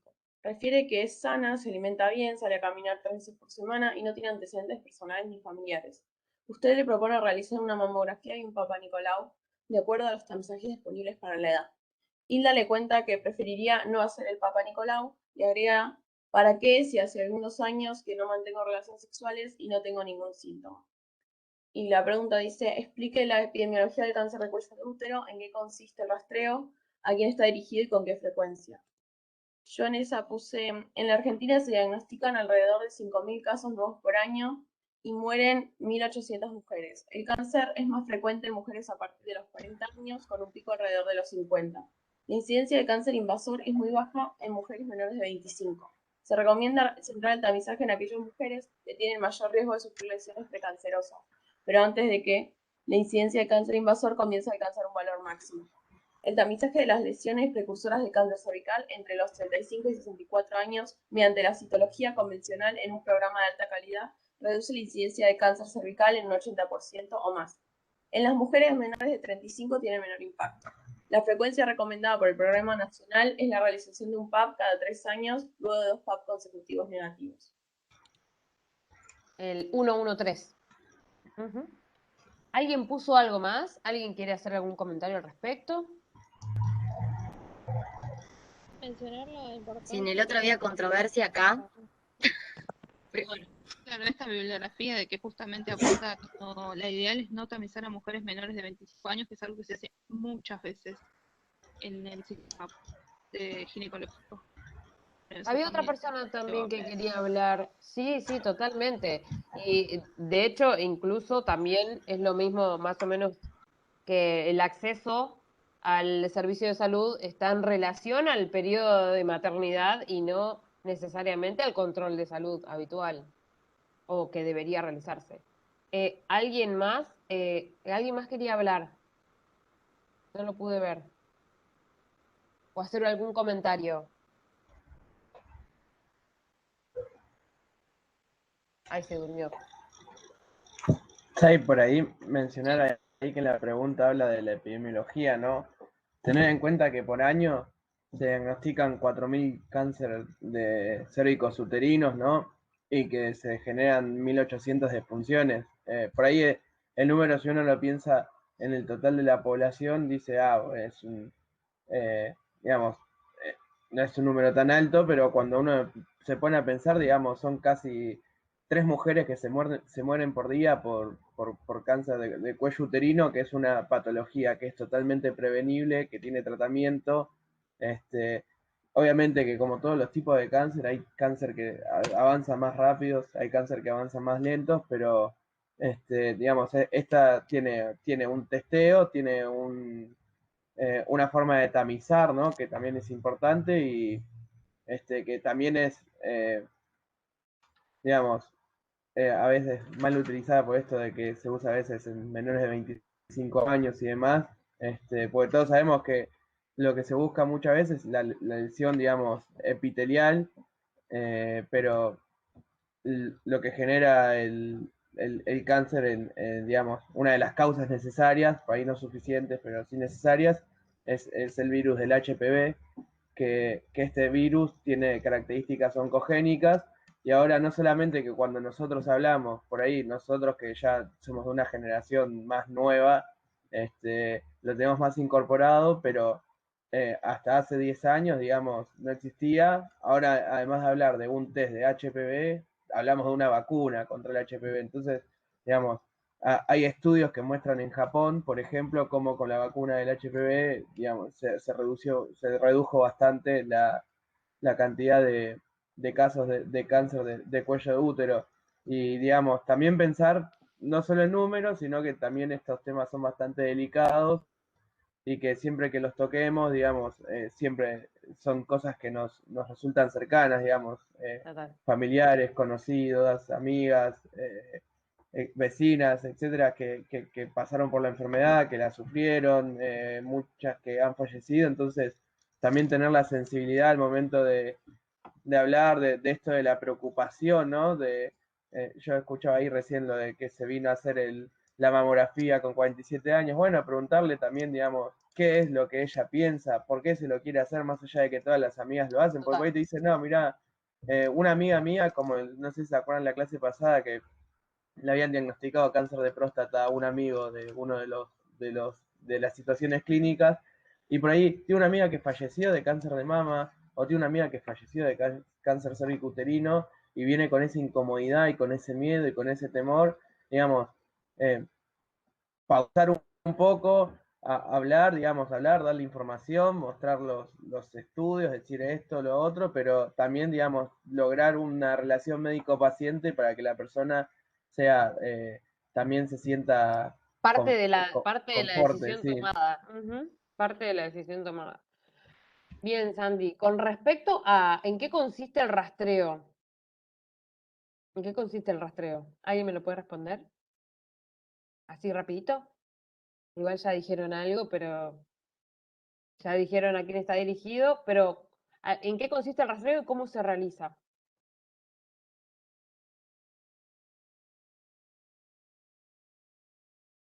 Para aclarar, además está decir que esto lo van a profundizar en SIM, en lo que es citología, la técnica y todo lo demás, tanto de patología mamaria como de patología cervicuterina. ¿Te referís, profe, que al test de Papá Nicolau? Claro. ¿Sabés cómo Yo, se hace, Agus? ¿Tenés yo, idea? Así lo rápido, ¿eh? tengo descrito sencillo. Puse que el test de Papá Nicolau, más conocido como PAP, es un método sencillo de tamizaje que permite detectar anormalidades de las células del cuello de útero. Se extrae una pequeña muestra de células tomadas del cuello de útero y se fija en un vidrio que va a ser transportado a un laboratorio y que ahí va a ser observado bajo un microscopio. Exactamente. Bien, recuerden que tenemos que poner... Sí, perdón. No, perdón, por ahí que viene después, lo pregunto después, no te preocupes. No, no pasa nada. Con respecto a recordar de que tenemos que poner un espéculo, ¿sí? Eso sí. Eso es importante. Bien, ¿alguien quiere leer la próxima? ¿O alguna duda o alguna pregunta con respecto a la anterior? No. ¿O sí? No hay problema.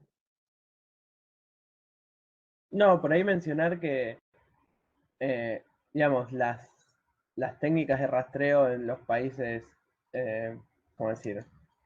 Desarrollados, teóricamente desarrollados, como tienen una capacidad de respuesta en el sistema de salud muchísimo mejor que los países latinoamericanos, asiáticos o africanos,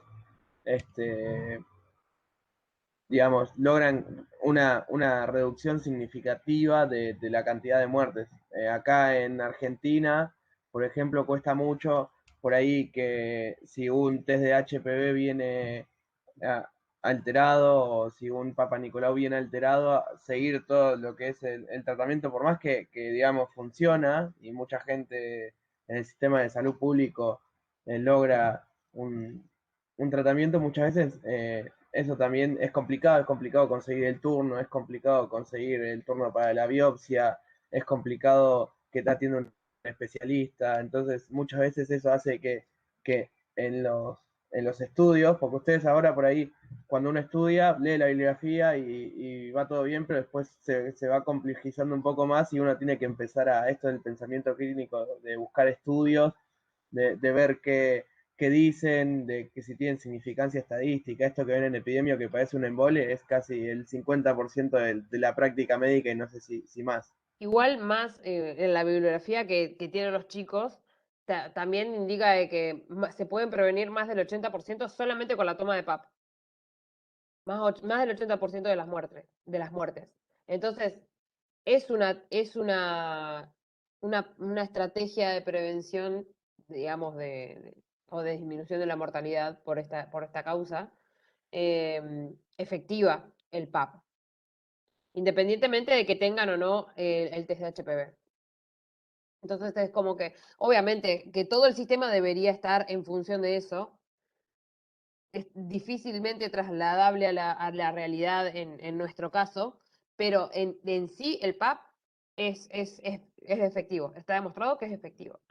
Y con respecto a esto que decís vos, sabe que me parece fundamental que en general, cuando uno aplica una política pública, o en este caso, muchas de las guías de provincia o de nación que hablan de rastreo poblacional, hacen un balance entre el mejor, digamos, lo que mejor está demostrado, se busca la bibliografía, se realizan estudios, digamos, poblacionales, y obviamente lo más costo efectivo.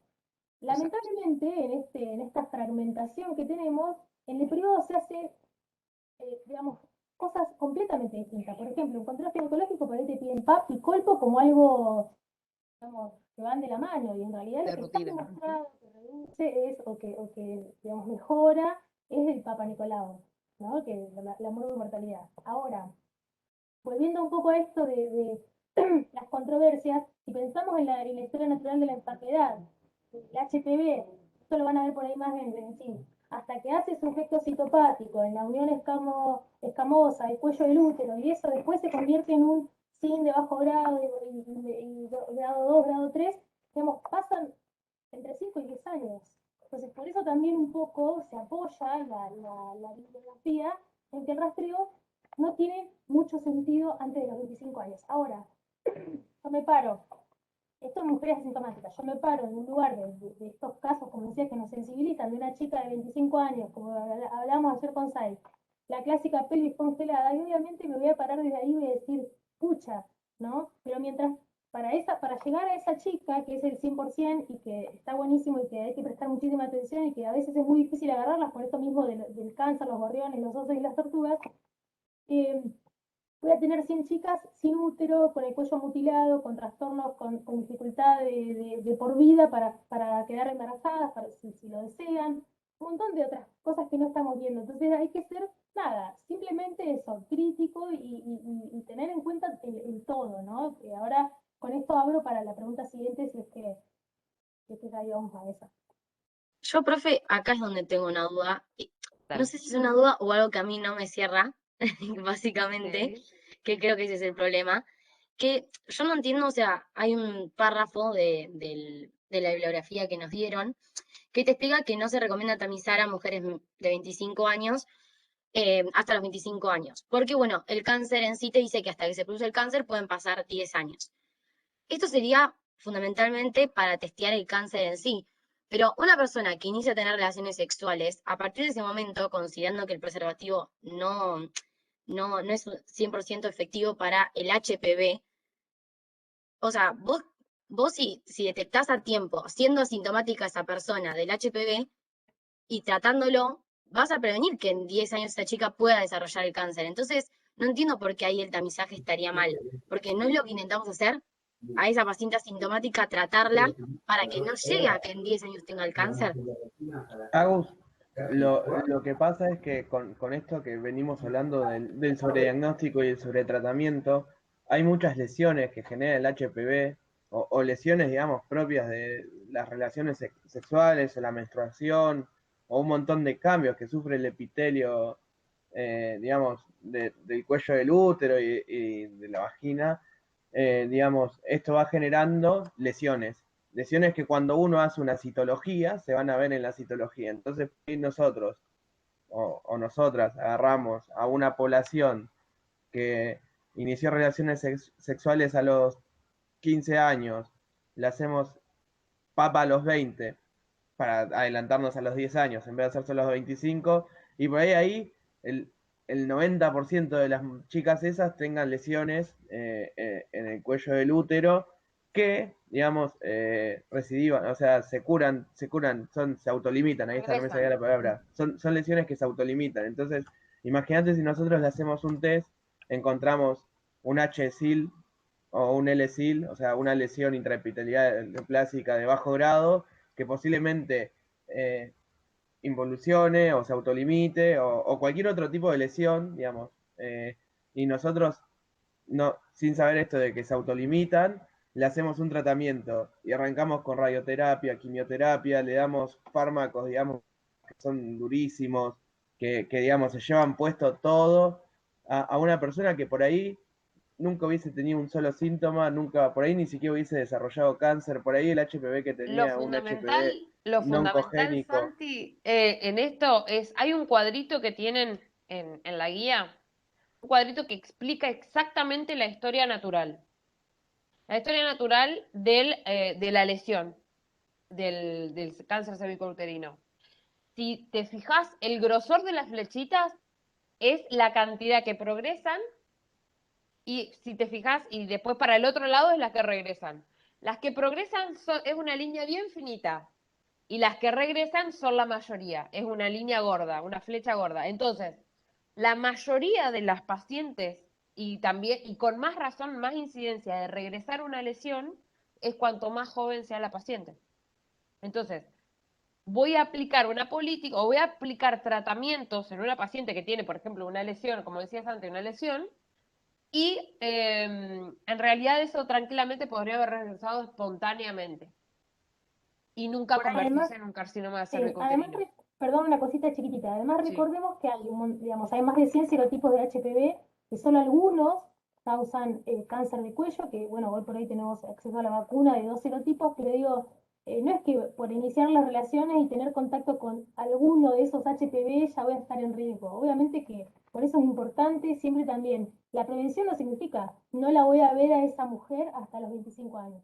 Significa, le voy a hacer un seguimiento, la voy a citar, vamos a hablar de planificación si es necesario, de sexualidad si es necesario, de esta consulta integral, y ahí voy a ir detectando ciertas cuestiones, ¿no? Que pueden ir apareciendo. Tenemos también, estamos hablando del tamizaje, pero también tenemos síntomas que nos pueden indicar alguna lesión del cuello uterino, como puede ser el sangrado con las relaciones, como puede ser el dolor con las relaciones, entonces también el flujo crónico, cuestiones que voy a tener en cuenta, no es que no la voy a ver, no voy a ver mujeres, no veo mujeres hasta los 25, porque y me desligo, no, digamos, justamente y también se trata de dar esas herramientas a las mujeres para que entiendan, así como esto de la palpación mamaria, que puede ser controvertido, pero que entiendan que pueden pasar cosas de su cuerpo y que a qué estar atentas y a qué no.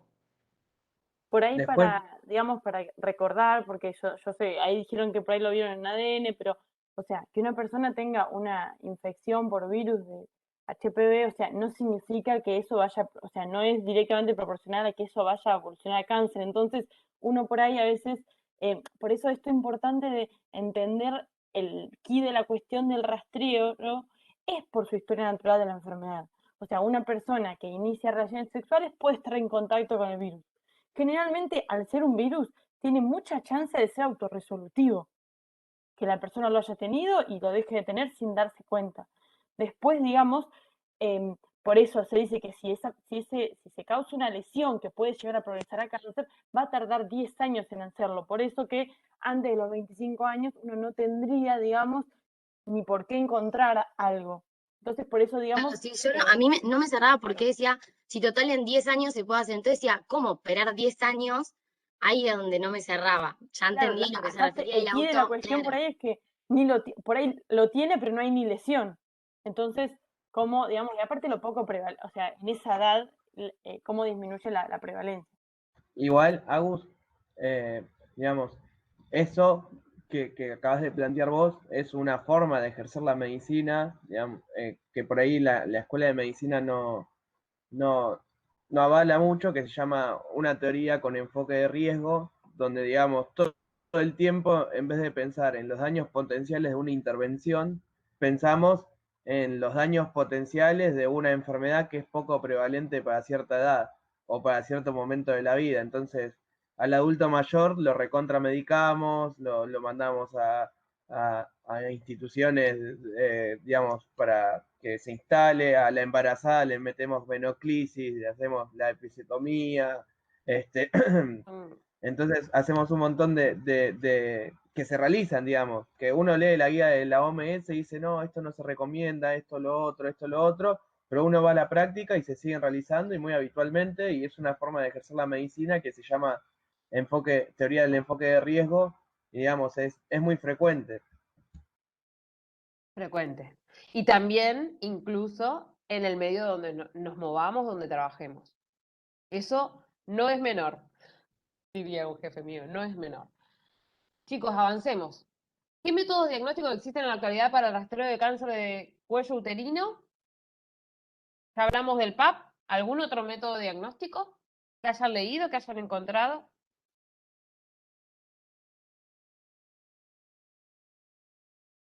Más allá de los de screening, ¿eh?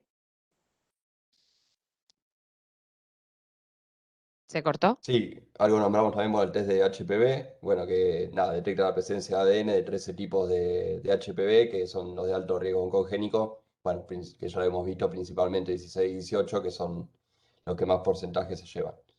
Y bueno, realizado junto con el PAP, aumenta mucho la sensibilidad. Después va a estar también la colposcopía, que sirve para localizar lesiones mediante un lente de aumento con las lesiones detectadas previamente por el PAP. Y bueno, a partir de ahí pueden ser biopsiadas y bueno, diagnosticadas definitivamente. Y por último, la biopsia, que bueno, es un procedimiento mediante el cual con una pinza, bueno, se saca un bocado, se trae una pequeña muestra para ser analizada y bueno, ahí que va a ser el diagnóstico confirmatorio. Bárbaro.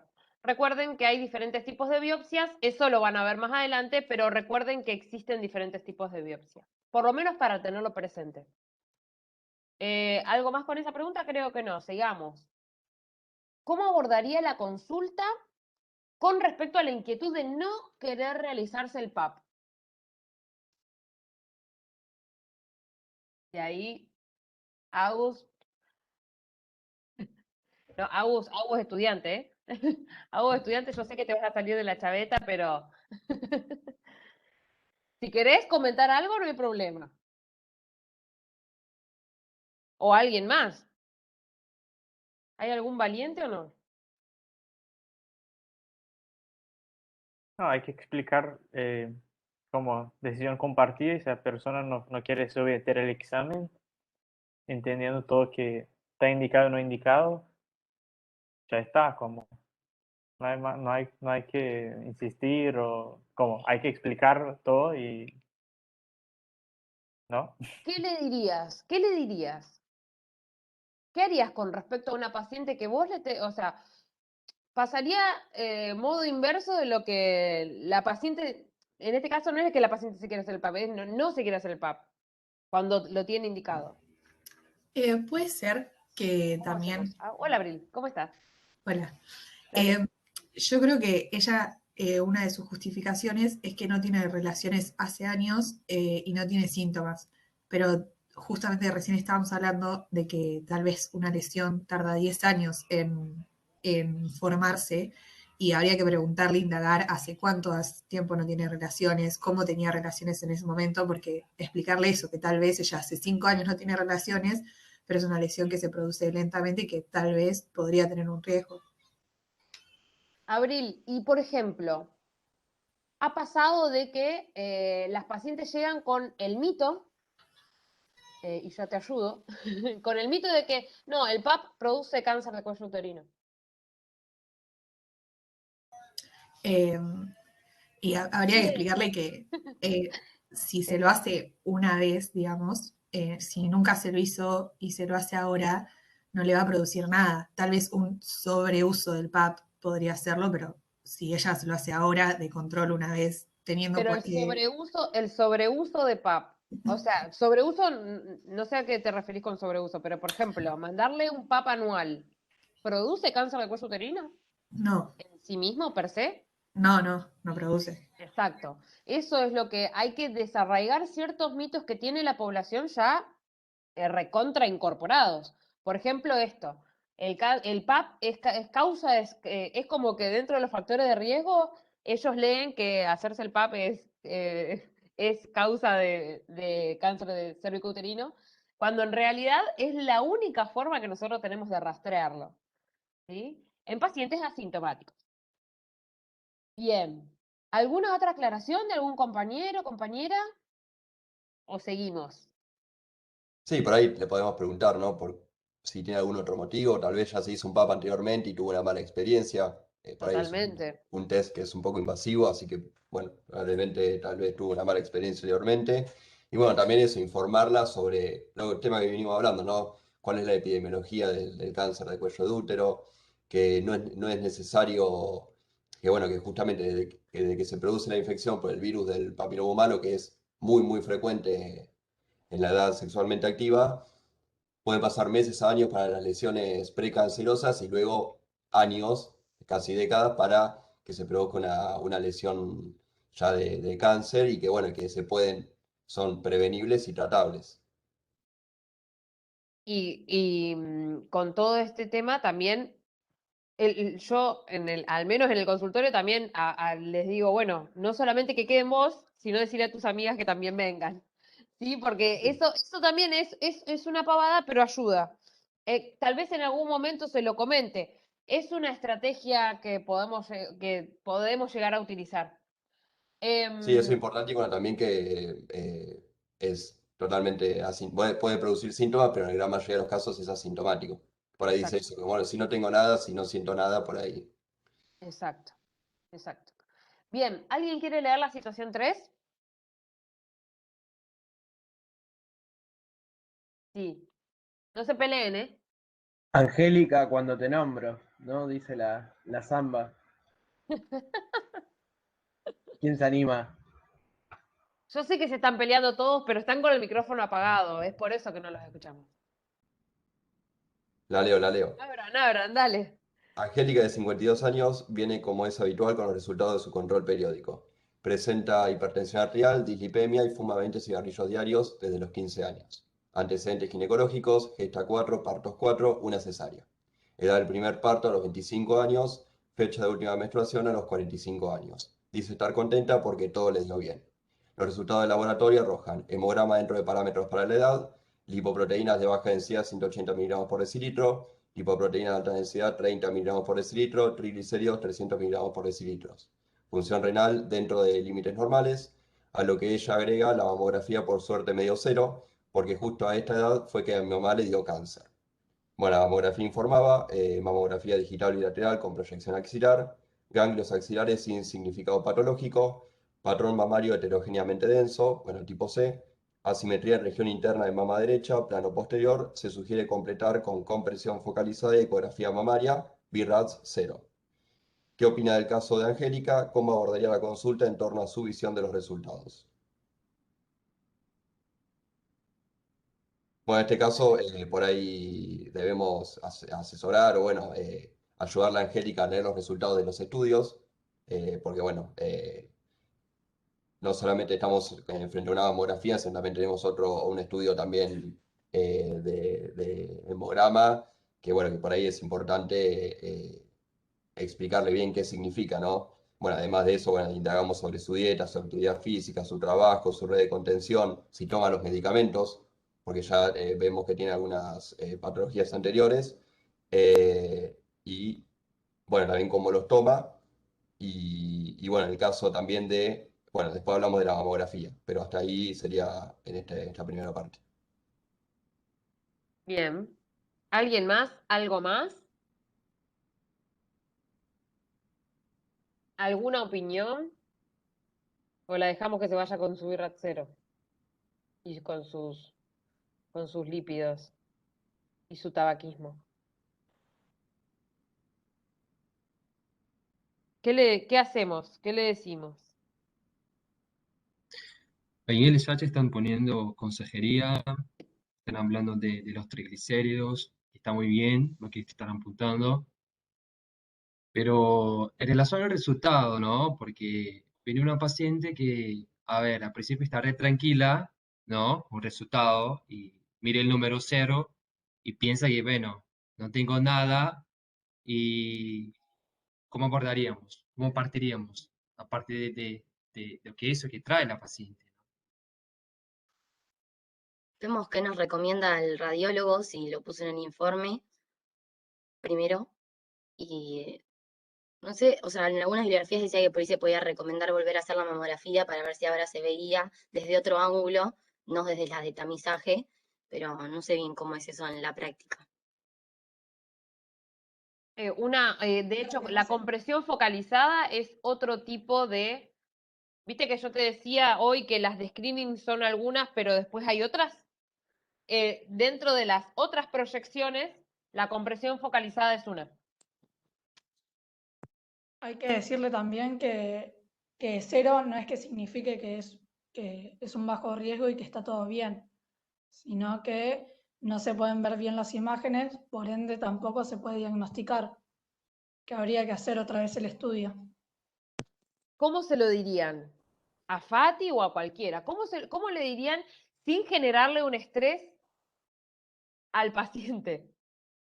Me tenés que decir a mí que tenemos que seguir, entonces tengo cáncer. No, yo diría así, que 0 significa que el examen fue inconcluso, o significa que no se puede detectar nada, pero tenemos que hacer un examen más para intentar mirar bien qué está pasando. Pero no, 0 es no hay hallazgo porque no hay posibilidad de entenderlo. O sea, no hay datos para llegar a una conclusión y tenemos que buscarlo. Inconcluso es una muy buena palabra para el BRAD 0. Es una muy buena palabra. Sai, yo te puedo hacer preguntas en relación, Sí, por supuesto. para arrancar, ¿no? ¿Por qué pedimos mamografía y no ecografía de una? ¿Y por qué la ecografía es una segunda opción? Para que nos expliques a todos. Mamografía siempre tener en cuenta el medio donde nos movemos. Mamografía es el único método de imágenes o el único método complementario en realidad, en este caso de imágenes, que nos permite detectar la mayor cantidad de cáncer mamario. ¿Por qué? Porque si bien el cáncer mamario puede ser un nódulo, muchas veces lo más precoz en una mamopatológica es que tenga calcificaciones. Y como recordamos y saben todos que el calcio se ve mejor en mamografía o con rayos X, el calcio se ve mejor con rayos X, es más frecuente que yo lo detecte por método mamográfico. Por eso se usa rayos X. Y por eso puede ser anual o bianual, pero sí siempre con mamografía primero. Cuando yo tengo un hallazgo, por ejemplo, una imagen nodular, un nódulo mamario, eso puede tener traducción ecográfica. Y lean mis labios, puede tenerlo, no quiere decir que lo tenga, ¿sí? La mayoría de las veces, o en realidad, lo que nosotros también hacemos ecografía mamaria para ver si tiene traducción ecográfica, porque hacer una marcación y una biopsia por ecografía es mucho más fácil que hacer una marcación o biopsia por mamografía.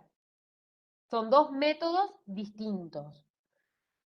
En el caso de hacer una mamografía que me dé patológica, no necesariamente le tengo que hacer la ecografía mamaria. Si yo ya veo de que tengo calcio patológico y calcio, digamos, sugerente de cáncer, por lo tanto lo tengo que biopsiar, lo biopsio por mamografía. Se ve por mamografía, lo biopsio por mamografía, se ve por ecografía, lo biopsio por ecografía. La idea sería más o menos esa. Lo importante que se lleven es que para screening, sí o sí, mamografía. Para los pacientes que tienen mama densa, puede ser paciente joven, puede ser, hemos visto pacientes de 80 años con una mama densa, eso es muy variable, son como características intrínsecas de la mama. Es preferible realizar un método complementario, porque está demostrado que o sea, yo te puedo decir en una mamografía, no veo calcio, pero si tengo una mama densa no te puedo decir no veo un nódulo. ¿Sí? Entonces, por eso se recomienda, en este caso, siempre realizar una ecografía a la mama densa. ¿Entendido? Porque es difícil, no es tan fácil, es difícil. Pero más que nada llévense ese concepto de, igual va a estar informado, va a estar descrito, pero llévense el concepto de realizar mamografía. Yo lo que voy a buscar es las microcalcificaciones asimétricas, de diferentes características, no importa. Las microcalcificaciones agrupadas, en general, algunas tienen características que son dismórficas y se puede traducir en un cáncer, puede estar traduciendo un cáncer de mama. ¿Alguna pregunta, alguna duda con esto? ¿Qué le hacemos a Angélica? ¿Qué le decimos? Le decimos, bueno, vaya señora, vaya a su casa, la derivamos al ginecólogo. ¿Qué le decimos? Bueno, creo que para concluir un poco, ¿no? Y así construimos la respuesta porque es bastante compleja, obviamente, pero me parece que es crucial tranquilizar a la paciente, sanar las dudas que obviamente la van a saltar en el momento en que vamos a decir que los resultados que tenemos y con el estudio que contamos, en este momento no podemos cerrar el diagnóstico y que probablemente por el antecedente que tiene de su mamá existe un factor de riesgo mayor para la enfermedad, ¿no? Entonces vamos a tener que seguir buscando con otros estudios, estudios complementarios, y obviamente no tenemos que olvidar del manejo integral de esa paciente, porque ella viene con dislipemia, triglicéridos aumentados, ¿no? Y yo ya voy a saltar el spoiler para los próximos capítulos de tamizaje, ¿no? El factor de riesgo cardiovascular aumentado, tabaquismo, entonces son cosas que también vamos a tener que que abordar en esa consulta, no solamente para el examen laboratorio que trae la paciente, ¿no? Esto no es que nos vas a hacer a nuestra Exactamente. conducta en ese momento. Nosotros no somos una máquina de ver resultados, somos médicos. Así que tenemos que ver al paciente de manera integral. Por más, o sea, puede ser que yo la haya atendido y yo le haya mandado esa mamografía y vea el resultado, pero no por eso voy a dejar de hacer el resto de las conductas y de promoción de la salud. ¿Sí? Creo que el resultado de la mamografía, el significado ya lo hemos explicado un poco. Bueno, y acá lo dije yo, pero bueno, ¿qué significa mama densa? ¿Alguien quiere decir lo que es una mama densa? Rápido, rápido que nos vamos. No, que radiológicamente la mama tiene dos componentes, el tejido fibroglandular y la grasa. Y bueno, hablamos de mama densa cuando el tejido fibroglandular es en proporción mayor a la grasa. Bueno, hay distintos clasificaciones, pero bueno, por lo que vimos la grasa es más radiolúcida y el tejido fibroglandular más radiopaco, por tanto, al haber mayor tejido fibroglandular, por ahí nos puede estar enmascarando algún tipo de calcificación o quiste, por ejemplo. Exacto. Recordar eso, que si bien la mamografía no nos va a buscar nódulos, si yo tengo una mama grasa, completamente grasa, me traspasan todos los rayos, entonces si hay algún nódulo denso, me lo va a resaltar con mucho más facilidad. En cambio, si yo tengo todo opaco porque toda la mama es blanca y hay un nódulo denso, va a ser mucho más difícil encontrarlo. Es como una aguja en un pajar. Es re difícil. Y con respecto a este tema de las composiciones, no es en relación a la edad, es en relación a la composición de la mama que es intrínseco de cada paciente. La mayoría de las veces las mamas grasas las vamos a poder ver en mujeres mayores, pero no necesariamente es algo tangencial y así. Las mamas grasas son prácticamente negras. De hecho, la mamografía que les mostré anteriormente era una mama grasa. Bien, seguimos. ¿Alguna duda con esto o no? Bueno, Profe, sí, a mí me quedó una duda, pero con respecto al cáncer de cuello uterino y al PAP. bien. ¿Puede ser sacar la duda ahora o seguimos Sí, con el obvio, proceso? dale. Excelente. Bueno, es para confirmar si lo que dijo Santiago, o sea, el enfoque de riesgo, es lo que se aplica actualmente en la Argentina y no se lleva a cabo la recomendación que ustedes hacen de hacer un PAP cada 2 negativos y consecutivos y a partir de los 25 años. Porque en la mayoría de las instituciones, y desde que tengo memoria, es como que te recomiendan anualmente y desde que inicias las relaciones sexuales. No es que solamente me pasa a mí, sino es que le pasa a la mayoría de las chicas que conozco. Sí, la recomendación es la que decimos, la de entre 35 y 74 años. Pero la práctica no necesariamente es la recomendación. Lo que se realiza en práctica no necesariamente es la recomendación. Por eso es que nosotros siempre arrancamos, depende de dónde el lugar donde trabajen, depende con qué médicos estén hablando, depende si son especialistas, pero desde como médicos de APS, nosotros deberíamos realizarle el PAP a determinado grupo de riesgo. Y optimizar esos recursos, porque realizar un PAP no es que viene gratis y de repente hacemos un PAP, no. Necesitamos recursos, material y personal capacitado, que no es poco, personal capacitado, porque no solo lo hace el ginecólogo, podemos capacitar enfermeros, podemos capacitar cualquier médico generalista. Yo soy radióloga y he hecho PAP, no sé si eran satisfactorias, pero no importa. Esas cuestiones, o sea, tenemos que formar gente para poder alcanzar la mayor cantidad de población, sobre todo en los grupos de mayor riesgo, y cuidar los recursos para enfocar y pesquisar a la paciente que tiene mayor riesgo de tener, o donde hay más incidencia de carcinoma de cuello uterino. No sé si respondo tu pregunta, pero realmente, o sea, más allá de lo que la práctica nos diga, La práctica no necesariamente es la recomendación. Dista, de hecho, muchas veces, como en este caso. Igualmente... Profe, sí, me respondiste, gracias. Perfecto. ¿Alguien quiere arrancar con... Hacemos 1, 2 y terminamos, así que, valientes, prendiendo sus micrófonos. Ya está, ya pasó el miedo de las 8 de la mañana, ya listo. Ya está. Si quieren yo lo leo, Superado. pero ellos responden. Dale, vale. Así llegamos a los laboratorios. Bueno, Mariela, de 37 años, concurre porque mientras se bañaba, por recomendación publicitaria, se palpó un bultito en la mama derecha hace unos 15 días. No tiene antecedentes patológicos. Como antecedentes ginecológicos, gesta 0, parto 0. Fecha de última menstruación hace 13 días. Usted le realiza un examen mamario sin hallazgos. Por haberte formado en la Escuela Superior de Medicina de la Universidad Nacional de Mar del Plata, pensaste en decisiones compartidas y acordaron realizar una ecografía mamaria para que se quede más tranquila. Cuando vuelve, con el resultado informa: mamas fibroglandulares con presencia de pequeños quistes menores de 5 milímetros en ambas mamas, destacándose en cuadrante superior externo de mama derecha, quiste simple de 15 milímetros.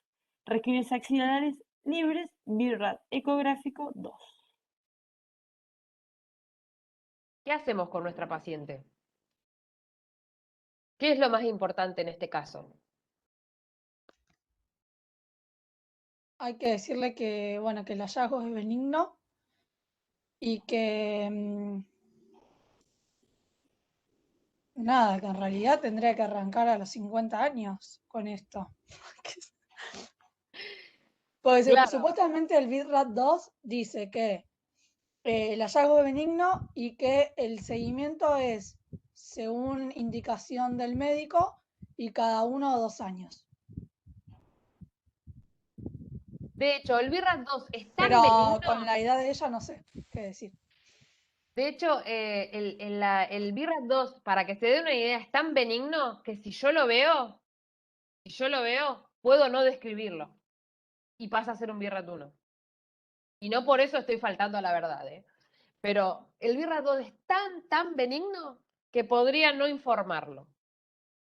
Así de bueno es.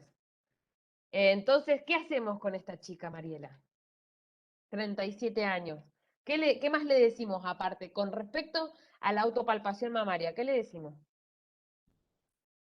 En este caso le podemos decir que puede haber sido inducido por un estado hormonal particular Exacto, del momento del ciclo menstrual. exactamente. Bien. Y que en realidad, ¿se recomienda o no se recomienda la autopalpación mamaria? No, no se recomienda. Claro, Lo puede lo hacer, ideal es- pero que se toque un No, bultito no significa que sea algo malo. nadie le va a decir que no se haga la autopalpación mamaria, pero Por ahí, no está para el recomendado, no está enfoque avalado. más Claro, lindo, porque ahí tendrías que entrar a explicarle lo del ganglio de centinela y todo eso para poder que haga una búsqueda correcta, digamos. lo que yo creo que está bueno es, digamos, decir a los pacientes que está bueno que cada uno conozca su cuerpo y ante cualquier síntoma que a uno le preocupe, consultar. Por ahí no ponerle el rótulo de autopalpación mamaria, sino eso, conocer su cuerpo, conocer la normalidad de su cuerpo y cualquier síntoma merece ser una consulta. Perfecto. ¿Algo con alguna aclaración? ¿Con este? No. ¿Estamos? Vamos con Nadia. Vamos con Nadia que ya terminamos. Lo leo. Nadie de 20 años concurre para control de salud. Refiere como antecedentes que su madre fue diagnosticada de cáncer de cuello de útero a los 50 años, por lo que quiere realizarse un Papa Nicolau y colposcopía para descartar que pueda tener la misma enfermedad. Antecedentes personales: fuma 5 cigarrillos por día. Alimentación variada, no realiza actividad física. Antecedentes ginecológicos: gesta 0, parto 0, menarca a los 11 años, inicio de relaciones sexuales 19 años. No tiene pareja estable, utiliza preservativo esporádicamente y toma anticonceptivos. El examen físico está dentro de los parámetros para la edad. Los quiero ver, ¿eh? A ver. ¿Qué hacemos Que en con realidad que no ella? tendría que preocuparse, que no quiere decir que porque la madre lo haya tenido, ella lo va a tener, que recién se tendría que hacer los 35 años el PAP, y porque eso tarda 10 años en presentarse, si tiene algo, si llega a tener algo malo. ¿Y qué más le dirías? ¿O quién más? ¿Alguien que le diga algo más? Porque la chica está nerviosa todavía, hay que decirle algo más. ¿Qué pasa si encontramos un Papa Nicolau a esta edad patológico? O satisfactorio, digamos, pero con algún hallazgo positivo. Y lo más probable es que involucione. Eso sería bueno. Y con respecto a la colposcopía,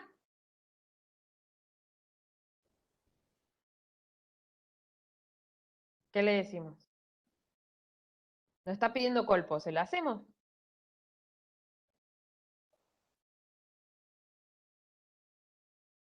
No, bueno, en este caso obviamente que no, otro examen invasivo que por ahí no sería necesario.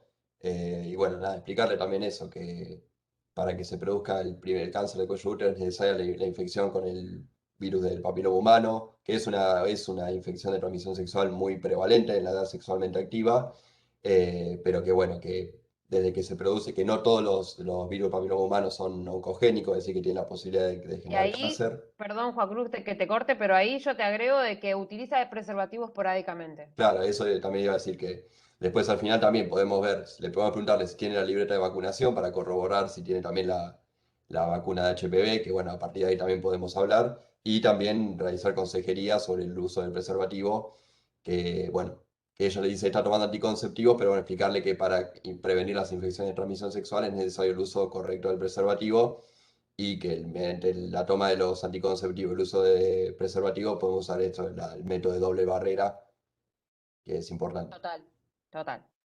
Y bueno, Agrego, perdón, sí, una cosita sí, nada Agus. más, porque ya se nos hace el tiempo y por ahí Sí. me encantaría debatirlo, pero bueno, por ahí, digamos, cuando viene estas situaciones no es que uno tampoco le va a decir, no te hagas el PAP porque no tenés la edad para hacértelo y qué sé yo, porque muchas veces la angustia también de esa persona, eh, digamos, nos lleva a empatizar y decir, bueno, mira, esto es así, y uno le da la información de esa manera, no como yo tengo la verdad, como yo tengo estas herramientas y esta información para brindarte. La realidad es que antes de los 25 lo más probable es si sale algo que termine con algún tratamiento y yo, pero vos te dejas tranquila, lo hacemos al PAP, ¿no? Explicándole todas las cuestiones que obviamente previamente todo eso, darle toda esta información, no tiene un factor hereditario, cáncer de cuello de útero, porque justamente la edad de mayor incidencia es de los 35 a los 50, entonces por eso tu mamá le encontraron este cáncer, pero no quiere decir que vos lo vayas a tener. Y muchas veces el motivo de consulta tan angustioso nos tapa todo lo demás, como esto que fuma, no tiene, digamos, no usa preservativo en todas las relaciones, entonces puede haber alguna enfermedad de transmisión sexual. Pero lo agrego para esto, para que a veces también esta cosa de decir, están desesperados por hacerse estudios y no tienen buenos hábitos. Entonces siempre estar atentos a eso también. Más allá de que contengamos y que entendamos y que como fin sea que la decisión sea de ella. ¿Querés hacerte el PAP? Lo hacemos. Colposcopía no, porque en realidad, por lo general, en la mayoría de los establecimientos de atención primaria, bueno, creo que en Mar del Plata hay varias ginecólogas, los ginecólogos, y lo hacen, pero si no, hacemos el PAP como única herramienta de rastreo, es el Papa Nicolau. En Total. algunos pueblos está aprobado el test de HPV, pero la colposcopía no tiene un sentido práctico, digamos. ¿Sí? Exacto. Nada más. Bueno, Agus, cortamos acá porque son y 58, o querés que Sí, hagamos sí, uno sí. más. No, Porque cortemos. Bien. Bueno, Vale. espero que hayamos despejado sus dudas, que hayan quedado los conceptos dentro de la controversia que hay. La moraleja de todo esto es lean, actualícense con respecto a estas cuestiones que son enfermedades muy prevalentes. También sepan tomar esta herramienta de decisiones compartidas que es súper importante con respecto a nuestros pacientes, a nuestra práctica diaria, tratemos de hacer prevención cuaternaria dentro de la medida que lo podamos realizar, siempre hablándolo con el paciente, pero tratemos de tomarnos 5 minutos más y a explicar y hablar con el paciente, estemos donde estemos, seamos el especialista que seamos el super mega especialista, hagámoslo de todos modos. Y bueno, hay que leer mucho porque es controversial y esto va a cambiar a lo largo de los años, así que hay que leer, no hay otra. ¿Alguien quiere hacer alguna consulta, alguna pregunta, algo? ¿Algún comentario de nuestros compas? Yo, pero de nada que ver con esto, sino que le había mandado un mensaje por el tema de las ecografías hepáticas. Porque en el autocorregido, la verdad, para mí todas casi eran iguales. ¿De las ecografías hepáticas igual? Sí. ¿Y en qué, Es cuál que era